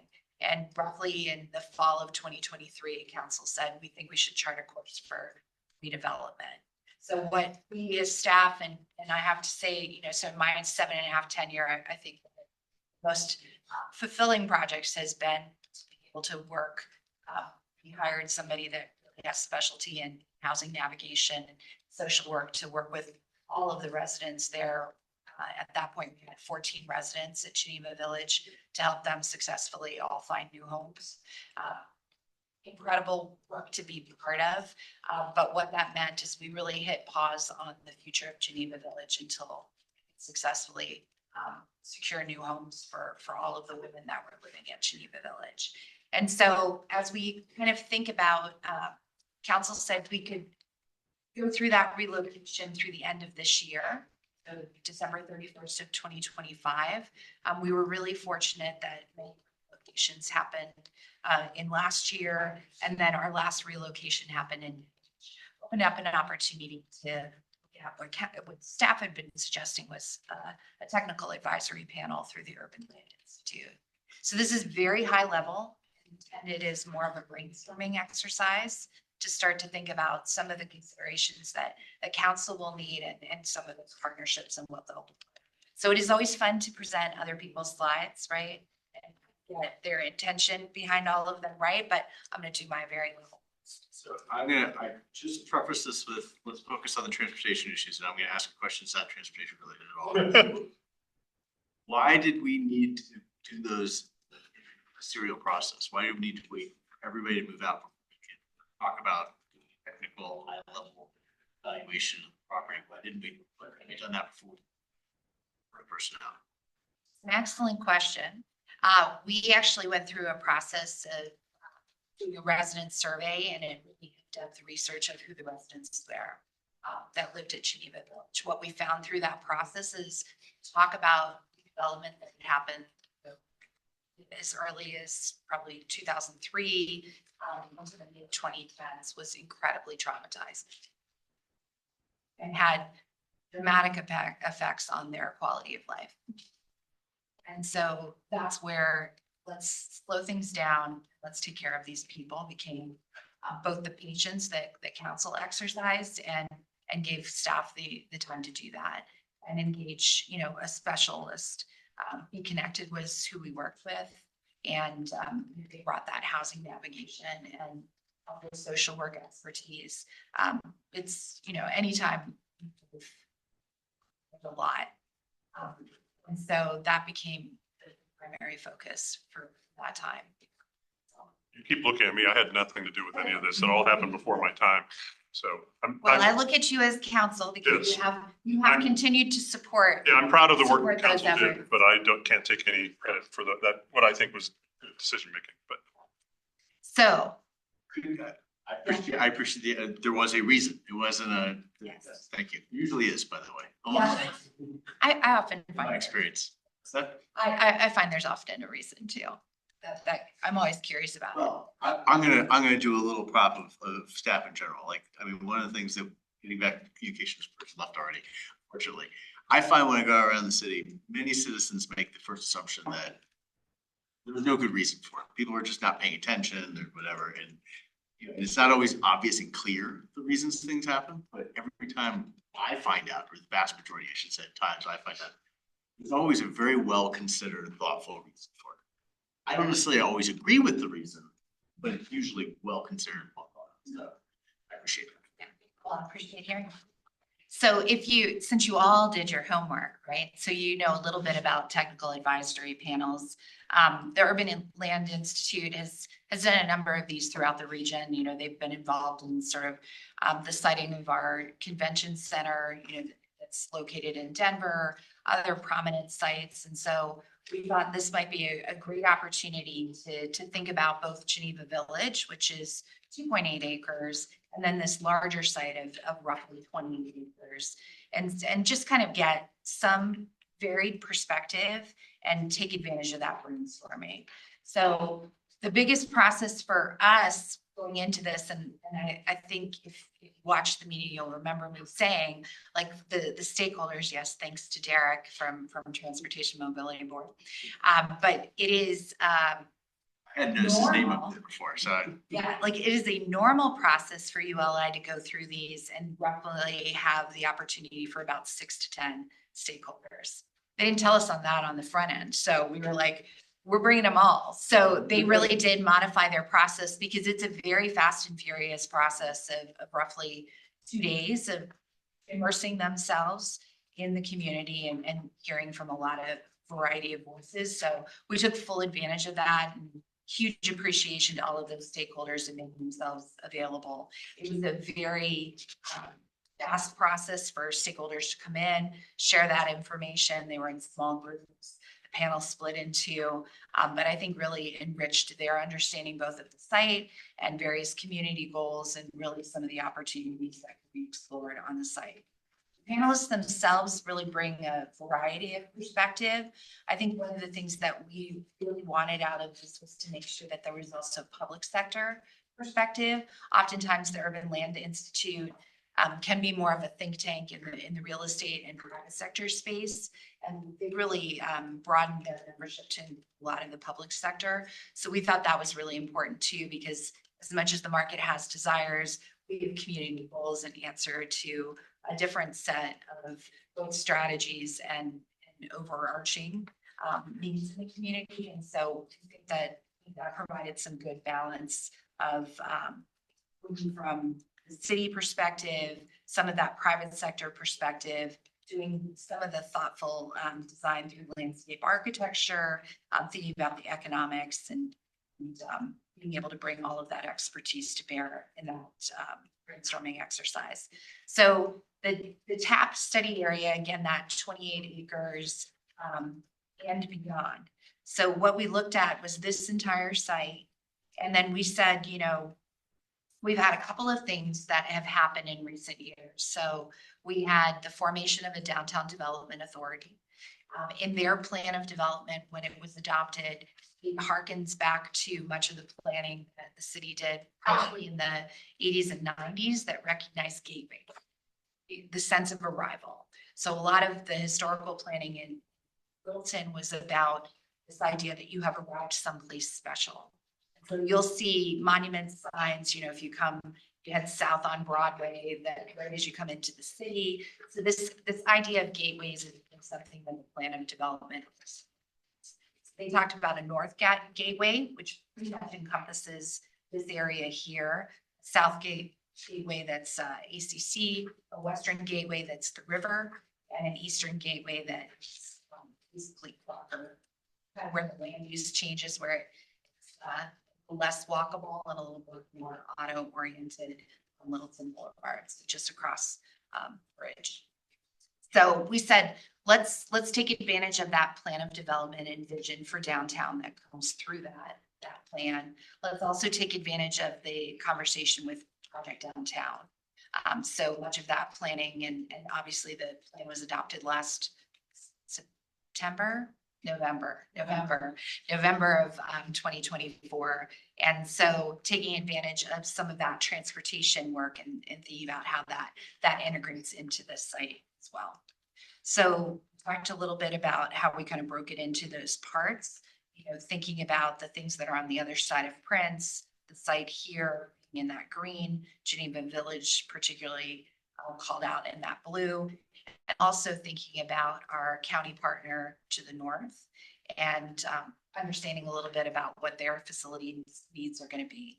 I think the city is in an interesting position as if you've been watching council's discussions about facilities assessment of city structures, the average age is 75 years. So it's a little shocking sometimes when you think that's the average, but that thinking about where our needs are going to be and how those may change and evolve in the future. The county is in a very similar position. Littleton is the county seat, so the county will always hear as a result, but what are their needs moving forward to and being able to engage them in some of that conversation.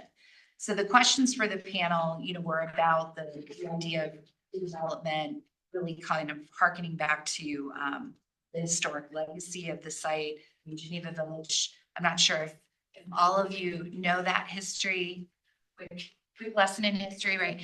So the International Geneva Association was an international organization that supported culinary, mostly chefs, as they retired. And so in the early 1900s, kitchen was not very automated. When you were a chef, you pretty much, that was your life. And you spent, 18, 20 hours a day. Who knows if they ever got to sleep, kind of thing. But that, as they were retiring, they were really creating these communities for them to find respite. At that point in the early 1900s, Colorado was really raising itself in prominence for all of the tuberculosis and other lung impacted either disease or deficiencies. So the International Geneva Association built the lodge here to accommodate those retiring chefs. And so as the kitchen began to get more automated and things changed with that, those chefs were then retiring with wives. And God forbid you put the ladies in the lodge too. So hence Geneva Village was built to accommodate those small families, the retiring chef and or someone in hospitality and their wife as well. So it's kind of a fun history that I think we really wanted to make sure that historical legacy followed through for the family as well. So placemaking and creating that sense of destination, particularly with that gateway in mind, was a huge focus for how the panel spent a lot of their time. The lodge, that Geneva Lodge that I was just talking about, is nationally and designated as a historic site. They saw an opportunity, obviously the preservation of the lodge, even bringing that back into a lodging profile. They suggested the idea of it, converting it into a sort of a boutique hotel and lodging experience there with a new plaza and a neighborhood based on art, culture, and food, and really hearkening back. And then looking at a mix of ownership and there for the housing options as well. And for the city center focus, really thinking about how there may be an opportunity to a civic campus that takes up less of a footprint on this site. and think about some opportunities to open up more of the site for some of that mixed use and more housing options. So the gateway focus, obviously that is all privately owned land. So fun to brainstorm about it, but those conversations with landowners, for example, the retail that's directly across, if you know where Pacino's is, that just recently sold, and like adding the flower pots and reinvesting, and leases do seem to have stabilized over there as well. So we're seeing some good signs in terms of that site as well. And then I think one of the things that they also called out was the gulch, and the possibility of reintroducing the gulch. So as it goes through the parking lot, maybe unearthing that and creating an amenity and connection over to the Mary Carter Greenway. That is a part of town there within Prince, to sort of the crest line where there is an imagined connection back to the Mary Carter. So that may look similar to how Little's Creek is done, with a connection under Santa Fe. We've got a connection now that's at grade there at Prince, which It's terrible. I ride my bike on it. Yeah. some people have very strong feelings about. Those are not positive. So I would love to get here. so an interesting idea to kind of create that same. I know Project Downtown Little's Creek was a major component of the future phase for Project Downtown, because it is such a great connection back both to the river and that major north-south bike and pathway. That underpass is also identified in the Santa Fe PEL study as a connection. Where's the riverbend part? I'm not familiar with that. Imagine the riverbend. Corner. Yeah, so that Is that the hotel? mostly the hotel. And then I think the panel in some ways was thinking about, so it's interesting that history of the Essex, when the racetrack, the horse racetrack was still functioning, that was where the well-to-dos that came to watch the races would stay. But tables have turned. And so, and then it was also the first stay of visiting astronauts when they could visit with Lockheed Martin, they stayed there. So always something fun to do with space cowboys. Racing. Statue of Jockeys. Yeah, I mean, it's like jockey, yeah, speed jockeys. Yeah. I mean, so, and there has been an amazing revival for a lot of the sort of Route 66 style hotels, where you've seen that, where they've been huge attractors for both tourism and lodging options. So it is kind of, so I think that Riverbend is a little bit of that combination of like kind of pulling back across to, and maybe intended to be riverbed, like with. So riverbend was something they came up with. It's not something that we currently use. Correct. You're right. Didn't know about that. Commercial thing though. What's that? It's the commercial thing. It's the commercial triangle. It's called Riverbend? It's called Riverbend. Oh, well, I didn't know that. Thank you. From a financing standpoint, I think this is where it was also helpful to think through some of what the panel saw as some opportunities. Our new Downtown Development Authority, when it was formed, so they are funded through tax increment finance. So basically, if you're unfamiliar with that, from a property tax or sales tax standpoint, once the plan of development is adopted, it sets a base.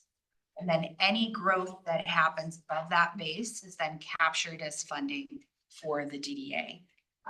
DDAs can also pursue debt financing and tools in that. This DDA would have to go back to its owners to be able to use that as a tool. They did not pursue that as part of their formation. So I think allowing them some time to also ramp up and kind of stabilize as an organization. They've spent the first 2 years as really getting their governance in place, and now starting to see some growth in that increment that's going to allow them to do on the program and marketing side. And then they have just launched a real estate committee to start to think about opportunities for kind of within the whole district. So I'd like to point out that this is something that can also give a robustness to this maintaining operations and because it's kind of a self-funded, self-sustaining organization.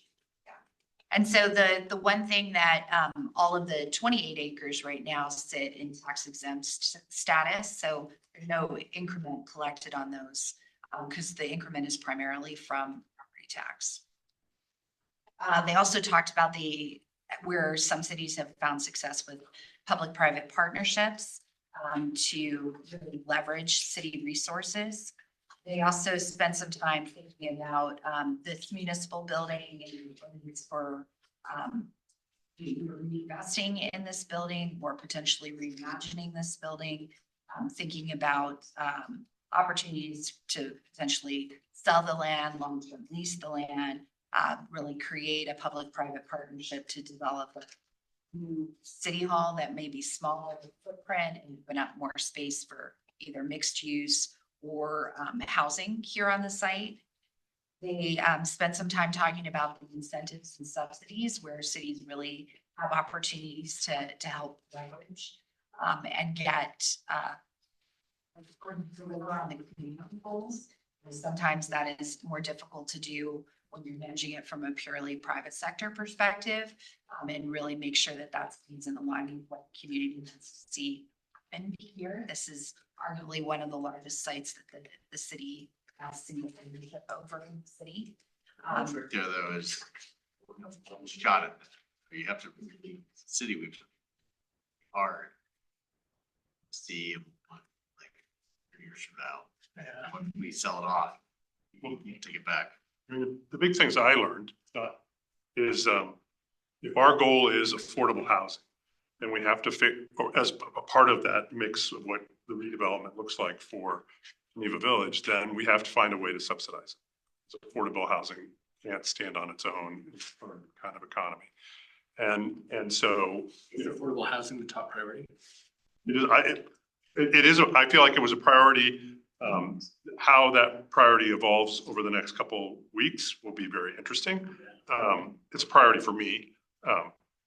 So I can't talk for everybody else. The other thing that I learned is, with this ownership issue, the land pays no tax now. Somebody else owns it, pays taxes that can be used for incentives. How does that work with the TIF though? Because That's an automatic increase in the valuation if you sell it privately. Like so if the TIF was here and everything above this goes to DDA and we sell the land, now the TIF goes up to here, it's everything above this? No, I think if the TIF, the taxes on this land is zero. Yeah. If it gets sold, it's an increment, period. It goes to the DDA. So because the DDA gets all of it, the city doesn't get any of it. Well, the DDA is a tool of the city. It's a tool of the city to do this kind of financing. We pass their budget. And the city would still collect its 2 mills property tax. Which is something, right? Right. Well, I mean, that is, the city does collect property tax. It's 2 mills. But while the DDA is a separate organization, we set their board and we pass their budget. We need to go to an election. Wouldn't that have to be an election to sell it? We might, and that would be okay. I'm just trying to think about why would we want to? Yeah. And that was what I learned, why we would want to. Okay. This is, tax revenue. yeah. Well, there's other reasons too, but that's one of the reasons. Well, I get the reasons why. I understand the value in selling it. It's just more that. Oh, no, it's a huge decision. Really hard about anyone to do that. I mean, Pam is right. It's a huge decision. And you're right, you get one shot. I'm just saying, these are the things I've learned. That's right, there's no takebacks. I'm just trying to think through positives and negatives. Sorry. No, it was, No worries. you don't need Transportation. Transportation. I'm the one who interrupted. You did not interrupt. I interrupted. Yeah. So.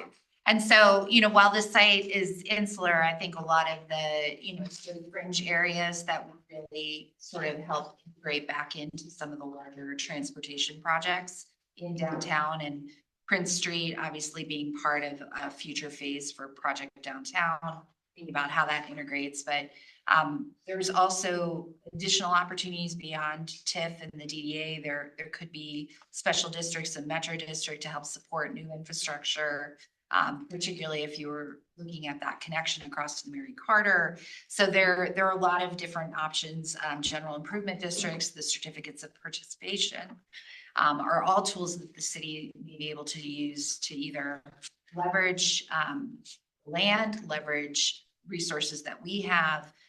So I think it was good to sort of get this menu of options and start to think through which of those have merit or require some further investigation. I think the implementation, as we kind of work through the council, we will have to decide, do we want to be a partner in the development?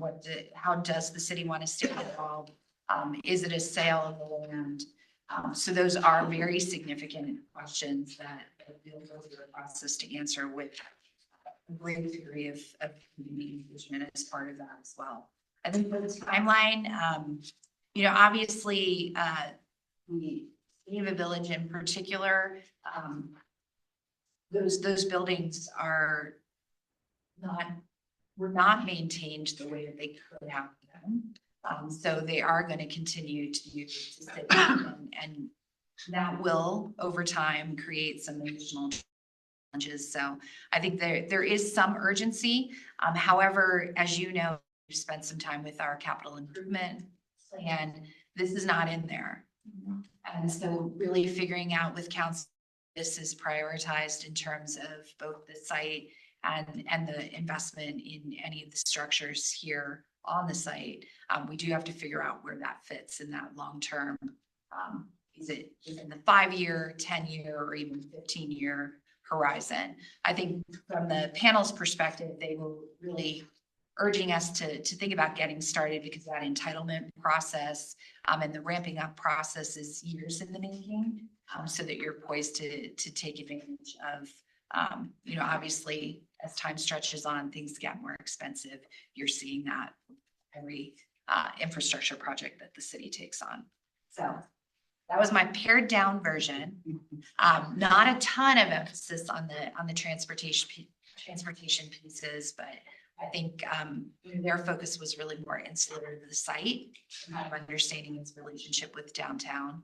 And from our standpoint, it is really just making sure that gateway is welcoming gateway for all roads, because we do have some challenges as described being my bike. I would also like, it leads into this next conversation for us to be thinking about transit oriented as well. Because we all would like to see transit improvement in the city. We all needs to, we just don't know exactly how it's going to. And as a gateway, I feel like that's gotta be one of the primary ways that we're gonna get people into the city in a transit fashion as well. So thinking about what does that look like? Is it some sort of a mini transit station there, or I don't know what it would be, but I think we should that's all on the radar. Yeah, and definitely a part of how we spend some time with the panel, because it is very close to our downtown station and a very easy walk to connect with that regional transit. Both bus and rail. Outside of the 3 blocks, they won't go that far. But once we have a It's a circular parking lot, it's a huge massive parking lot. One parking lot, $5 a pop. One thing I will mention too, as part of this whole process, staff was involved throughout. And so we provided them with kind of the existing transportation information that we could provide. And so I think that helped maybe, it's maybe not shown as Kathleen said, it's really more internally focused, but, we did talk about the different plans that identified projects and ongoing projects in the area as context to all of this. So Project Downtown is a good example. The Santa Fe PEL, Santa Fe and Prince, there's a intersection redesign project, Solid Our House Gulch will eventually punch through to the community trail. So all these kind of things work together to give them context to. Is the Slaughterhouse Gulch Santa Fe thing, is that viewed as an opportunity to hook up with the other side of Santa Fe and all of the businesses over there at River Point and all the rest of that? I think ideally, yeah, that would be the vision. And then the slaughterhouse going to the east. Yes, but Yeah. also going west. Yes, yes. One thing I know would be really important to be informed with in the future, obviously, what Dennis said, like the Slaughterhouse Gold Project, the Prince Corridor Project, anything that happens with Rio Grande, and any connections to the east of the kind of railway and that kind of open space area. If any of those are being moved forward and integrated sooner, if you could please keep us informed. Yeah, and I think you've got two great advocates here. And then obviously, I think probably having managed the last transportation master plan. You know, I think that's where there's a real opportunity for us now, because while that prioritization exercise was really important as part of the TMP, it's very difficult to do that knowing that you don't have any resources. When I walked in the door 7.5 years ago, we were sitting on $700 in our capital fund come 2025. And that's 2 zeros, 700. The next year it rose to 2,100. Right trajectory, wrong scale. 100% improvement. Wrong scale. It can move. Right, so, yeah. So, you know, that is the significance and importance of getting that capital sales tax improvement fund in place is just so important for how that money can both pay as you go, fund some projects, but also be leveraged to accelerate the projects that are identified as priority. So I think that's a completely different exercise when you look at the city having its first ever CIP and being able to integrate that in. So I think a lot of those projects, even in this gateway and thinking about downtown, you know, as council has advanced phase 1 of Project Downtown, what those future phases look like, and really allowing the community to identify what they want to see in a priority list way is going to be a super important exercise in the team.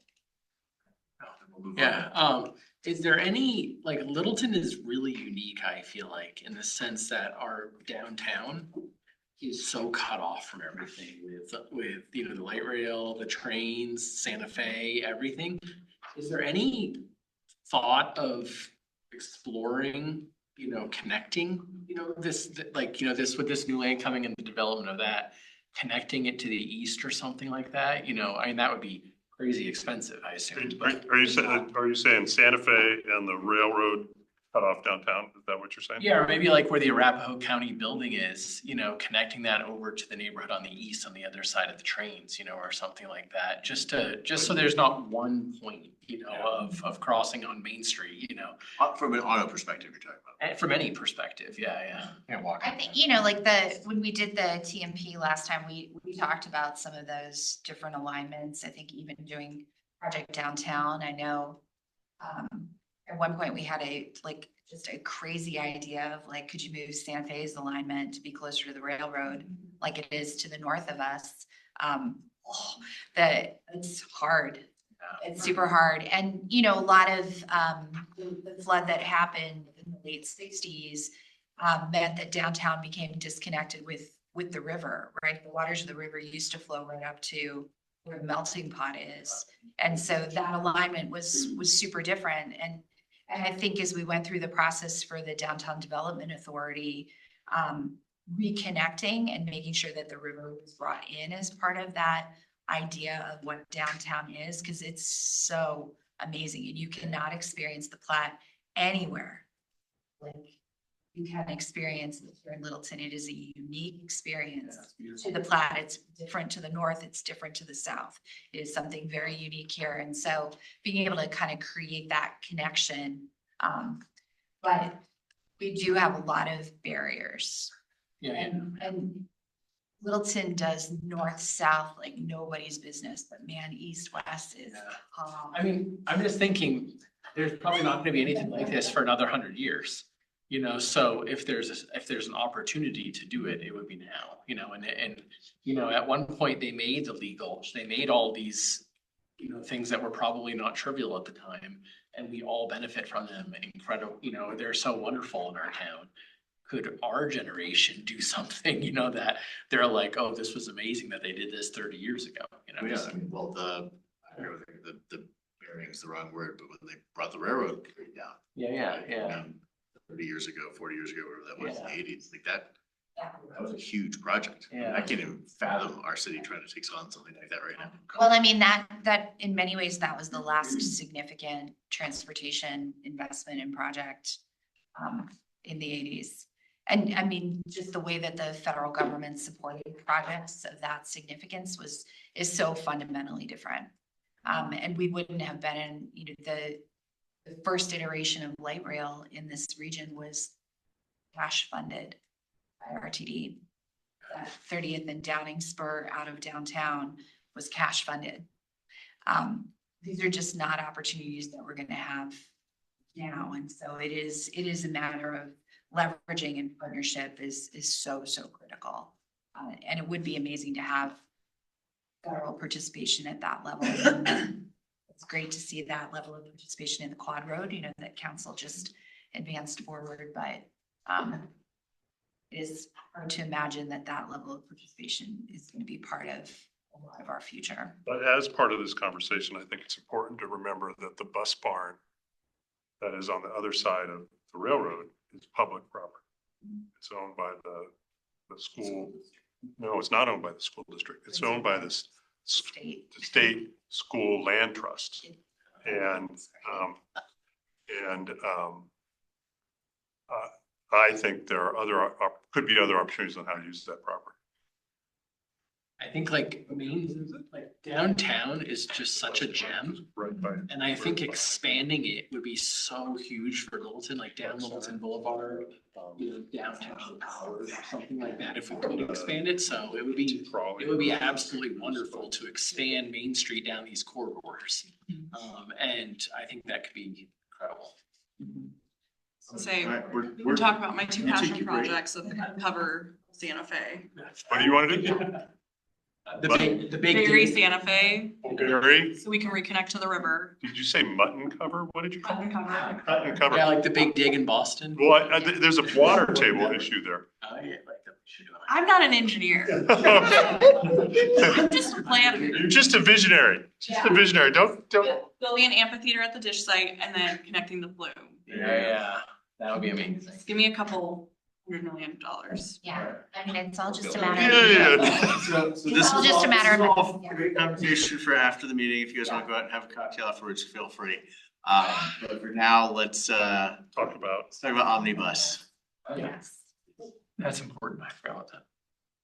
That's the reason Kenai's been coming here for 9 months. Like, we gotta give her. Right. So as much fun as it is to talk about other people's slides, it's even more fun to talk about a project that has this deep, rich history, of which I've had very little part in. So it's been a fun exercise to kind of learn some of the history.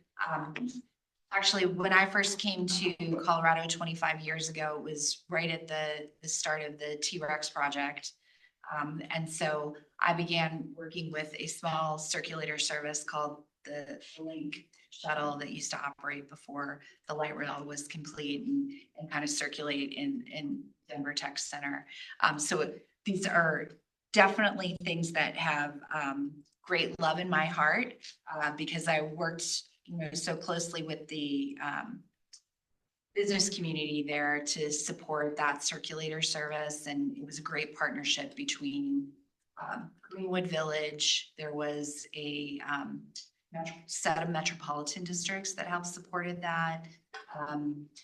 Centennial hadn't quite formed as a city, so they weren't financially supporting the service.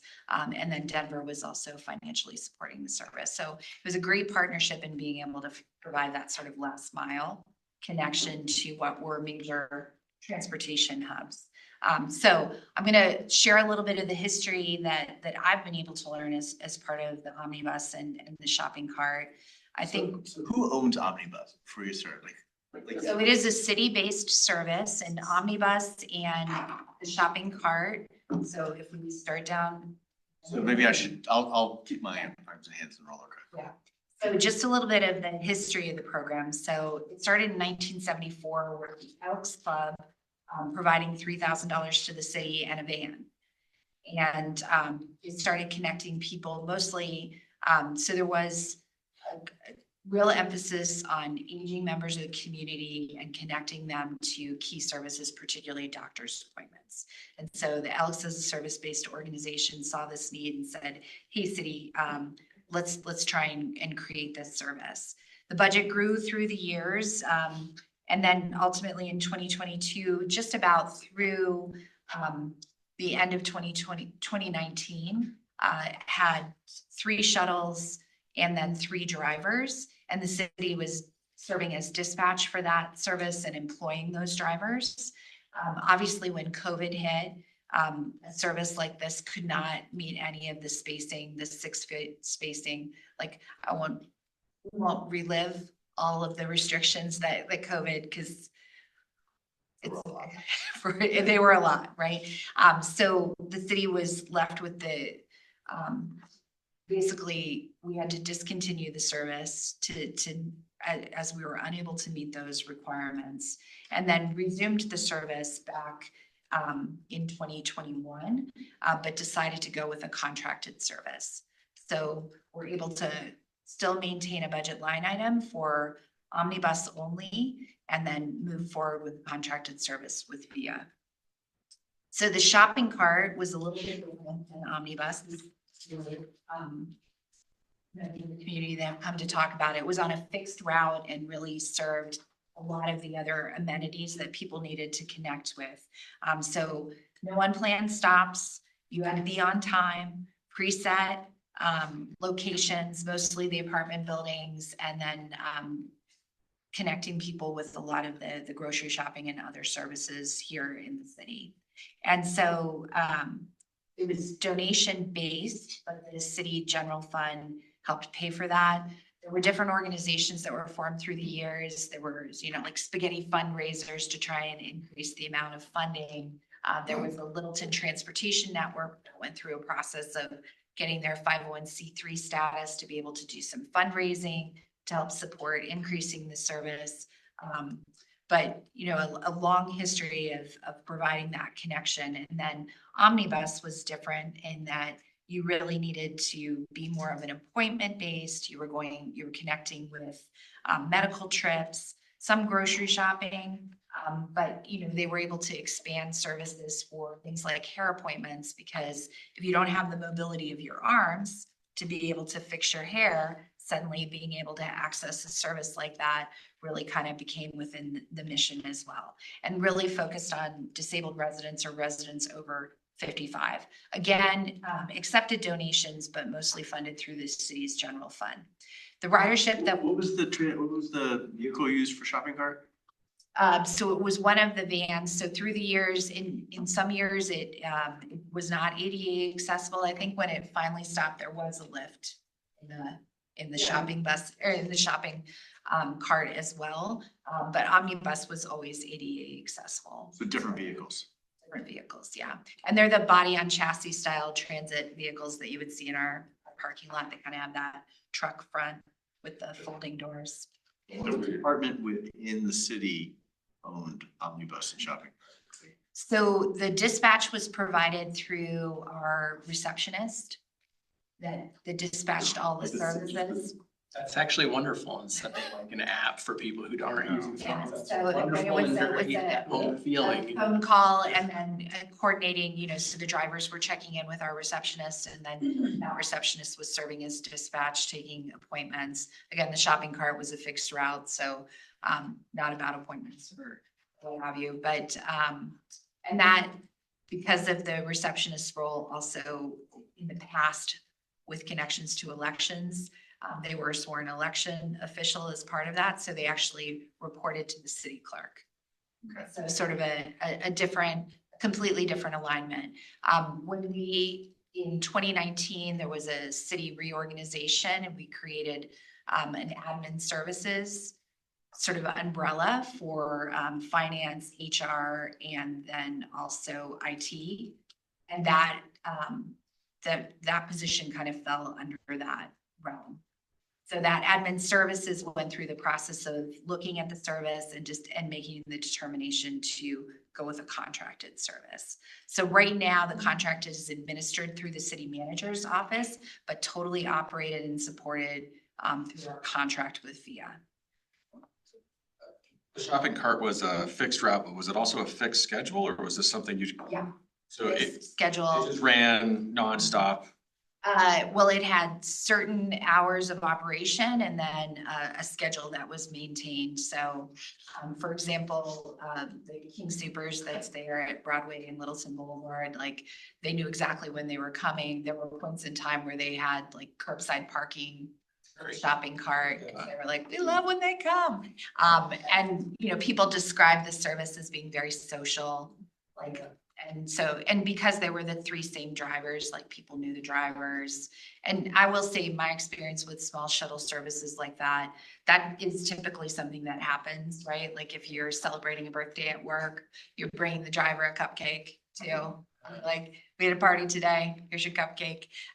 You do kind of become part of each other's lives. And Was it like once an hour or was it like 2 or 3 times a day? You know, I have this schedule. I didn't bring it with me tonight, so I could. Just try to get a sense of I like. could provide you with that schedule or provide that to staff. I know, because as you continue to explore, you know, the variety of either the on-call, or appointment-based or fixed route. You're gonna take a look at that. It was available to everyone, it looked like, where VIA is just 55 plus. Yeah. So The even omnibus was also age restricted and residents with disabilities, but the shopping cart was not. if you showed up at that stop at the time when it was picking you up, you could board the bus. And the omnibus is age restricted even for disabled or. No, so if you go through the certification process of being disabled, you can use the service regardless of age. Shopping cart, anybody could get on and utilize that. As a In the huge past, yeah. big community benefit. So, you know, what we saw in the ridership as part of the TMP was that ridership had been on a decline and did sort of have that uptick. And of course, this carries us through 2018. And then the shopping cart was discontinued in 2020 as a result of COVID. And then the omnibus rebounded. I think it was August of 2021 is when we were able to resume service, and those restrictions had been lifted in a way that we could actually provide rides to members of the community. Is that 8,000 people rode it? So it's 8,000, it's not riders, it's 8,000. Yeah, but that's And still. so it is like, I will say that is one of the most challenging parts of ridership data for transit is it really matters the question that you're asking. So I do have I've been trying to dig in with VIA to sort of understand a greater idea of what ridership looks like. So I think that's in the next slide, but just talking through some of those COVID impacts. Those drivers did take advantage of an early retirement program. So the city no longer employs drivers. That all comes through the contracted service. And then just remembering that social distancing requirements as well as the safer at home recommendations really did deteriorate a lot of the existing ridership, even when we brought the service back in 2021. Let's try to drag you back to the chart, ridership. Yeah. I know you weren't working for the city at the time. I was. For 2012 and 13 and 14? No, not that. So as that cratered, What changed? do we know what happened in the teens that You know, in talking with the member of staff that was supporting this service, you know, I think there was a very established community that was using it, and older. And so that contributed to sort of the change in ridership. And then I think it was probably 2015 or 16 where we added that third shuttle. So we had 3 buses and 3 drivers. So that allowed us, I think, to see that little uptick. Good. I'm glad to hear that because I moved here in 2011. I'm afraid maybe. So the contracted service with VIA, when that decision was made, it was, that would be appointments only. You register with the service. There's both a phone number and you can do that through an app. The service would be Monday through Friday, 8 a.m. to 2 p.m. It is restricted to locations within the boundaries of the city. Ages 60 or older, or residents that have a disability, and primarily for medical appointments and a list of services that you can see there as well. And then also resuming service to Kaiser Permanente in Centennial, and then the is now the Arapahoe County Health Department location that's in Linwood. And then also the opportunity that you could pick up and deliver prepaid grocery orders. So the shuttle can do that for you and then deliver them to your home. So current ridership, looking in a little bit on this. So this is the first half of 2025. The number of clients and then the number of trips. And then we're roughly paying about $13,000 or so a month for the contracted service. And just seeing, about 200, an average of about 200 trips. The ridership map that VIA provided, you can kind of see where those locations are. Again, that's the, probably you're seeing some picking up someone, taking them to their location, returning them back home as part of this map, but averaging closer to 196, I guess that's rounding up to 200 per month. But what that data shows for the first 6 months of the year is that we have 40 unique riders. And then an average of about 21 clients per month. You saw that the average of the invoices, that 12.8. The average trip is about 2 miles. And then we generally have about 6 no-shows each month as we look into their data. This looks like about 300 a month per rider. $60 per trip. Yeah. So that is, The Lone Tree's Uber program. Do they use Uber? No, but it's and it's a different via just, service. I'm sure that. It's ambiguous. I'm sure, yeah, I'm sure that they talked about that, but yeah, that on-demand service. So, I mean, it is, and that would be my experience too with the circulator services. I think the League shuttle, so that was suspended when T-Rex was finished. But before that, it was probably about a $1.3 million annual cost that was shared across those communities. So that was back in T-Rex opened in 2006. So I think that service went through most of 2006. So it is very costly per rider. And so there are some greater options with on-demand and technology, but you've also heard some of the challenges with that technology. If you struggle with the phone, like being able to still have that ability to call somebody and book a ride still becomes really, really important as part of those. And we charged for the no-shows?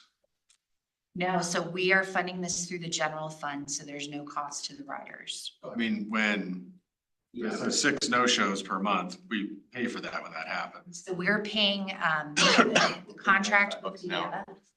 So the contract with VIA is at an hourly rate. So we're paying $95 per hour for that. And then we do have 2 aging shuttles. I think our fleet, they're lower in mileage, so our fleet's going to do the best to get the most life out of them that we can, but roughly slated for replacement over the next couple of years.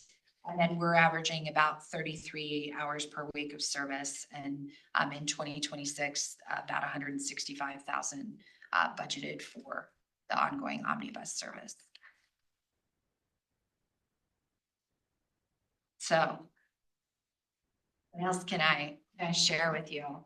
I do think, as you, I mean, one, I just wanted to provide some of that background and current experience because I think it's so important. I mean, the scale of what Douglas County, Highlands Ranch, Lone Tree, and some of the special districts that are funding that service, it's a completely different scale from $165,000. So one, good to know.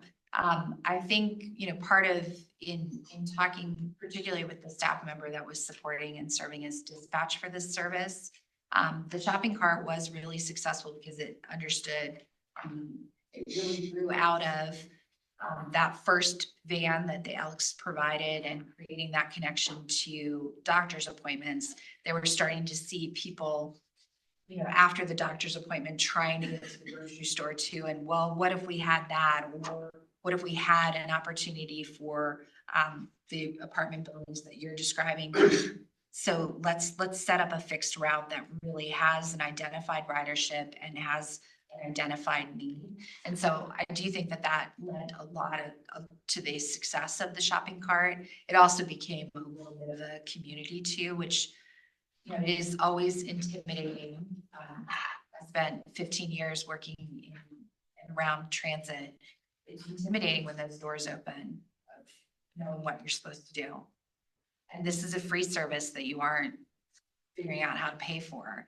That's another level of intimidation too. And so that sense of community and seeing riders using it, riders beget more riders. Just like that odd thing that sleep begets more sleep when you have young children, right? But those are, I think, important factors. So I am curious to see how the growth of, because I helped Lone Tree start their Link shuttle service, you know, after T-Rex opened and worked really closely with their staff. They launched that in 2015, maybe, the first iteration of that. And there were some things that they did that were really unique. So it was on demand within certain boundary. So it was the kind of a call and ride system, which RTD had supported at the time, but the city, the special districts and other partners were helping pay for. It had two very defined employers with the hospital and then what grew to be Charles Schwab and some of the hotels. So it had a very established ridership that was connecting from the light rail station in particular to other amenities. It also was able to attract a lot of youth riders because it included their recreation center and a connection for them. They also had a lot of things that they felt like were super important. So how the drivers were dressed.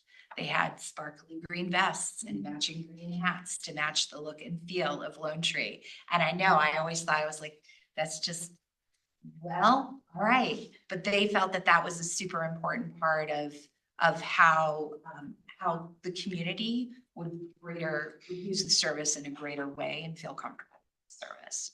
So that was an app-based and telephone-based service, and you were requesting a ride and being picked up, and then anywhere within those boundaries you could go.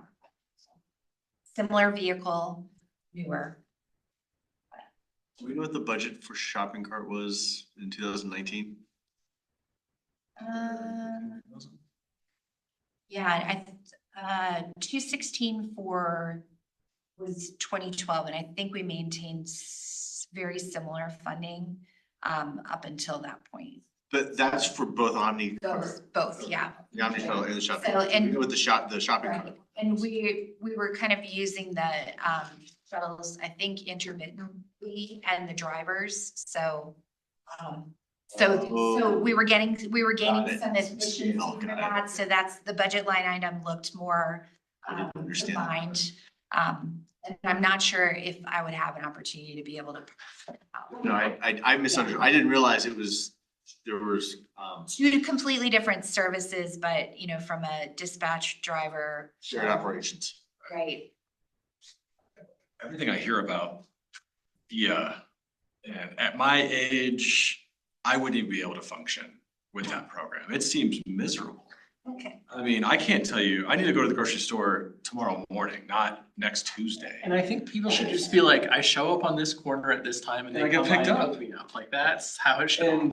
And Littleton, you know, you look at all of our closed grocery stores from the last 50 years. At some point, we must have just bloated the size of allowed retail grocery because they all went to these corners that are nowhere near actually where people live. And so. It's called the United States. Well, yeah, but you know, cities can maintain that by saying grocery can only be X number of square feet. And that's, you know, at one point we had the Piggly Wiggly and the Safeway. Gymnastics place by us. Yeah, it used to be. Supers, which I would love so much if that was. There.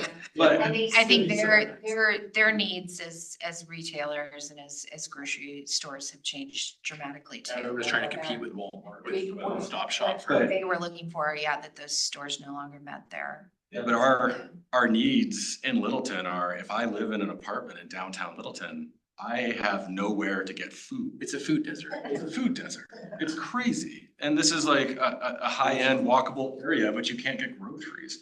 And the fact that we're not thinking about those people, now we're forcing those people to own a car or cars, go get basic needs. To me, like, that is the epitome of a society, is like, if someone can no longer drive anymore and they don't have a lot of funds, they can't hire a personal driver, can they hop on a mode of transportation and go get groceries? Like, that is the foundation level of we live in a society. Yes. And I agree with that. Like, from a value-driven standpoint, we should have a bus that just connects people where they live to what they need. Like, it seems so common sense. Like, the shopping cart omnibus should have gone before shopping cart, it feels like. Like, that is such a community absolute. You just put, in Littleton. in some ways, you just put food shopping above medical equipment. Well, so I see that. The point is you need to go food shopping every single week. Yeah. No, I know, but that's the prioritization. Yeah, but I mean, I would say you die And I'm- pretty quick if you don't get food. Yeah, no, I know. I'm not, both are necessary for life. I'm not like, well, and looking at the way VIA operates, it's like, man, can we just pay for people to use Lyft? Like, it would cost us half as much and it'd be 10 times more convenient. I just. For the way you get a lift is you have to learn how to use an app. On a phone. That sounds like that's the way VIA is as well. And so, and you have to register ahead of time and you have to have all these things and you have to plan your ride for. The accessibility part of Thursday. vehicles is the hard part. Yeah, personal vehicles too. So are we gonna chat about this next month as well?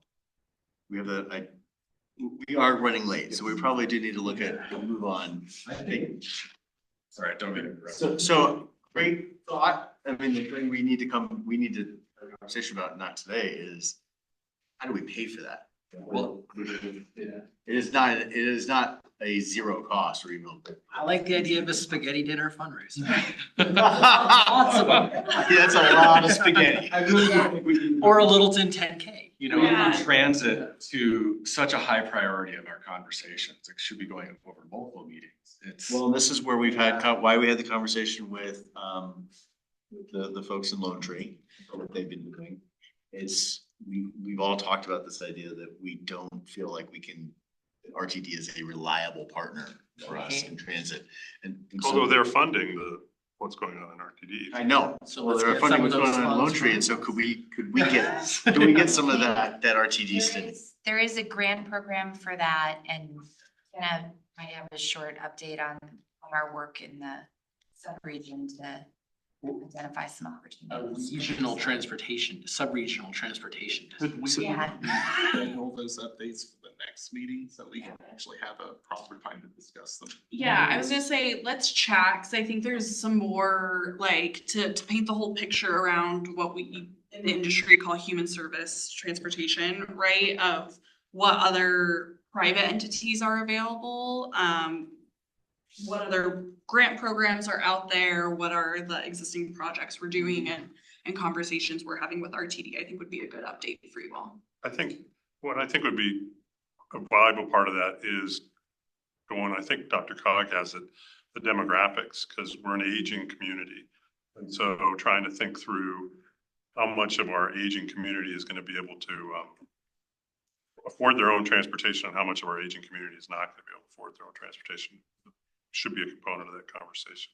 Just a lowly board members that I would love if we spent the whole next meeting, you know, on this topic. We won't be doing that because we have Todd Lambert coming. Oh, yeah, yes, well, yeah. He talks more than me. So I really. But transit is I know we've talked about being in the next few months, so it is not the next meeting, but it is soon. Yes. And so we will be talking about, so get all your ideas together and your thoughts. Feel free to submit them to Derek and I or directly to him if you want. We need to let you go. I do have one last question for you before you go though, and I've asked this question a couple of times in different ways, but I need to, like, if we wanted to revive some sort of transit thing in the city, you're in the city manager's office, which department would that live under? Who would own this? I keep asking who would own that. What I mean is literally like, whose portfolio would that be part of? Yeah, I don't think it's super clear right now. Because it is, right now, it is more of a human service program that is typically something that we do in partnership with the county. And that's, yeah, and so that particular, and so it is unique that the city had done that in the past. I do think this grant program with RTD could present some opportunities. I know our neighbors to the north, Inglewood, I have to check where that lives now with the shuttle service, if they're supporting that through their public works team or how. Would you mind helping us over the next couple of months and like just, it would be good for us to understand how other people are doing it. If you have some of that insight. Yeah. that would be great. Yeah, let's talk. Yeah, happy to do that. Thank you so much for all your time. All right, let's go through the next few meetings real quick and then an update on the TMP status. The update on the. Thank you. Thank you, ladies. See you next month. Bye. We're building our own little community here, aren't we? Yes, we are. Public comments. Connie, you're gonna hold us getting dinner for us? I think actually, you should go to King Soopers and ask them for some. They probably would, yeah, help. All right, next few meetings. So next meeting we have Todd Lambert coming in and talk to us.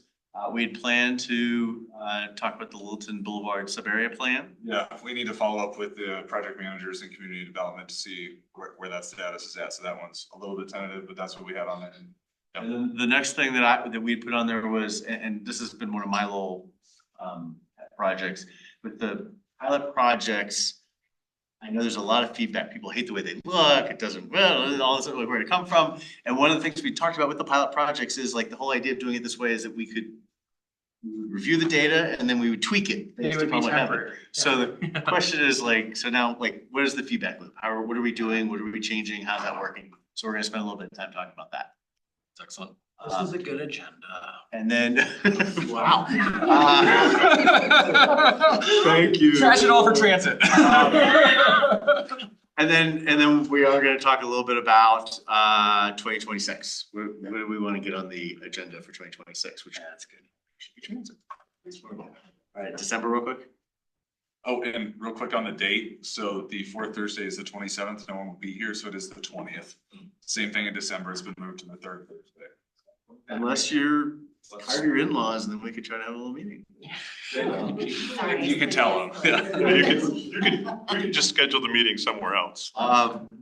So then on Christmas Day, we'll be meeting as well. Sounds great, the way I want to spend that. Again, on the theme of family, getting on family. So we're gonna do that one a week before as well. And this is where we've sort of thrown this big parking lot of stuff of like budget funding into here, trying to have a conversation. It just seems like the timing is right for 2026.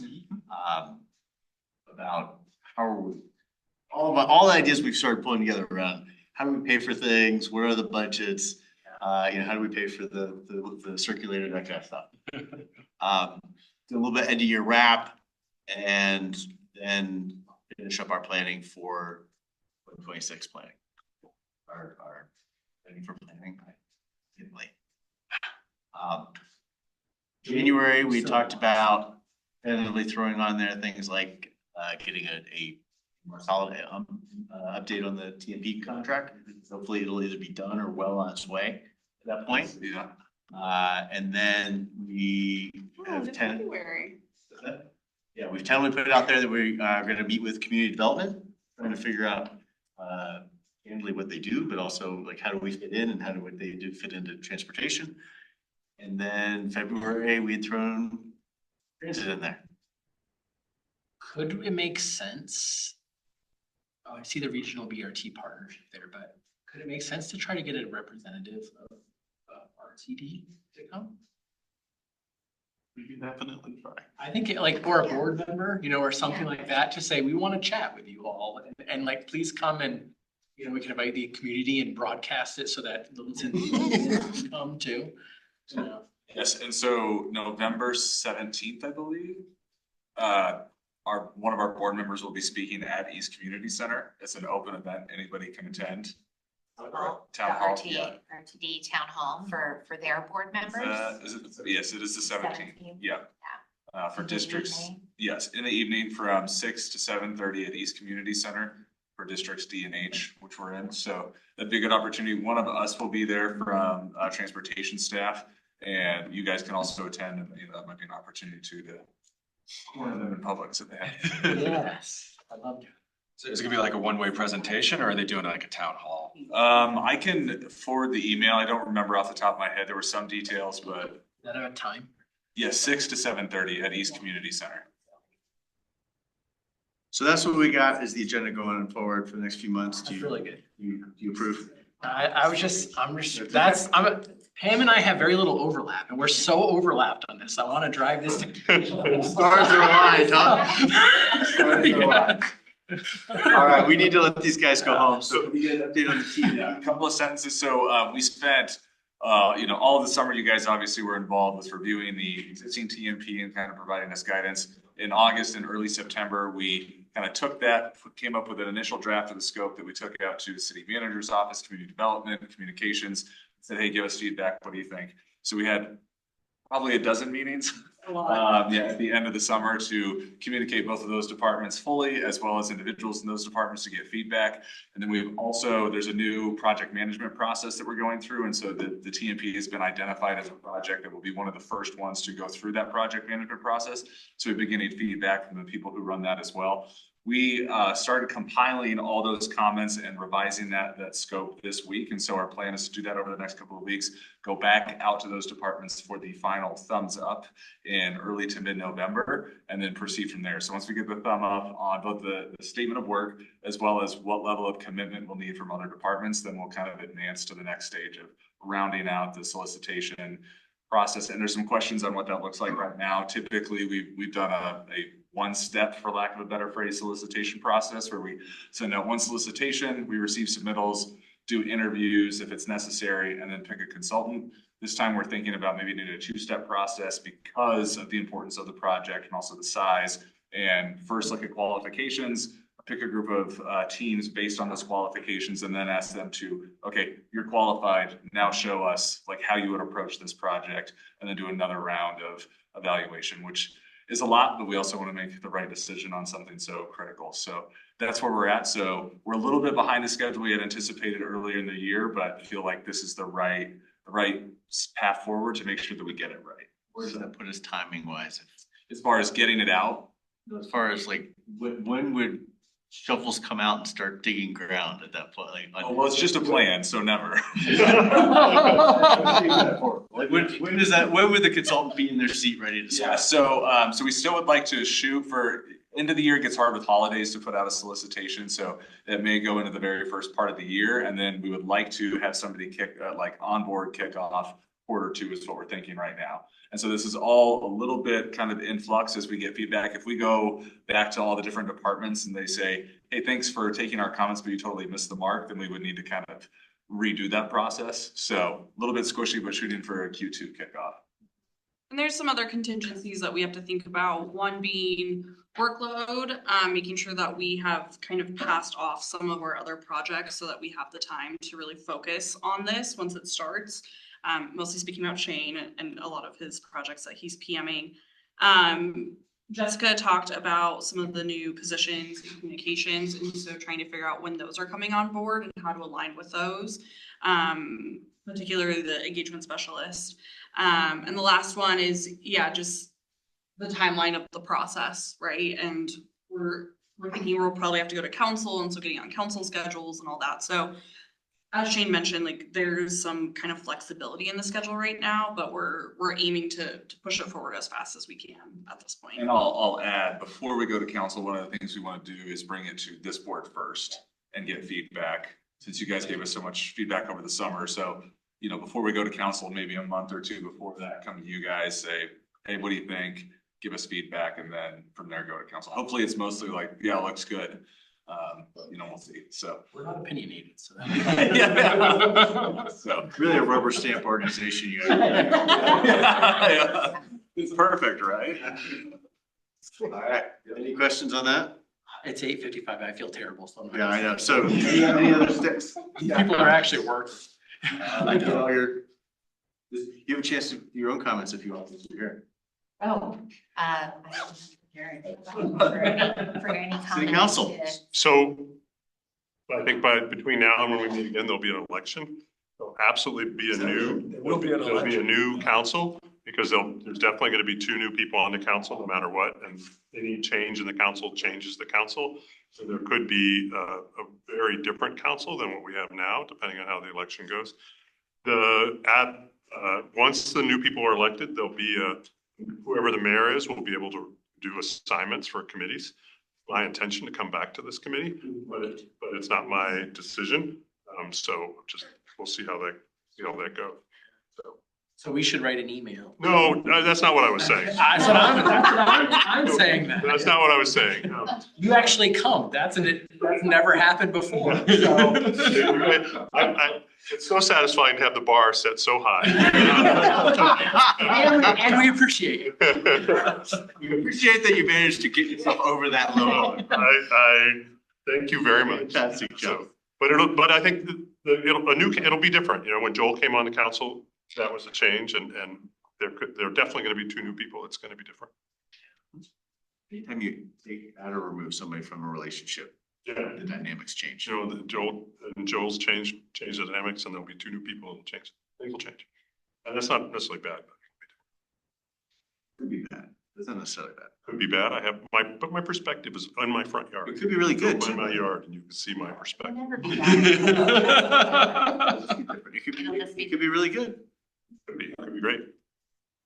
All right. I think that's, unless anyone has any other comments, I think we have exhausted our time. Thanks for sticking around. Appreciate you guys. Yeah, thank you. Thank you, guys. Oh, did that work? I'm sorry. It's a little. That was fantastic. Shane. Which We was are Shepherd. adjourned. JV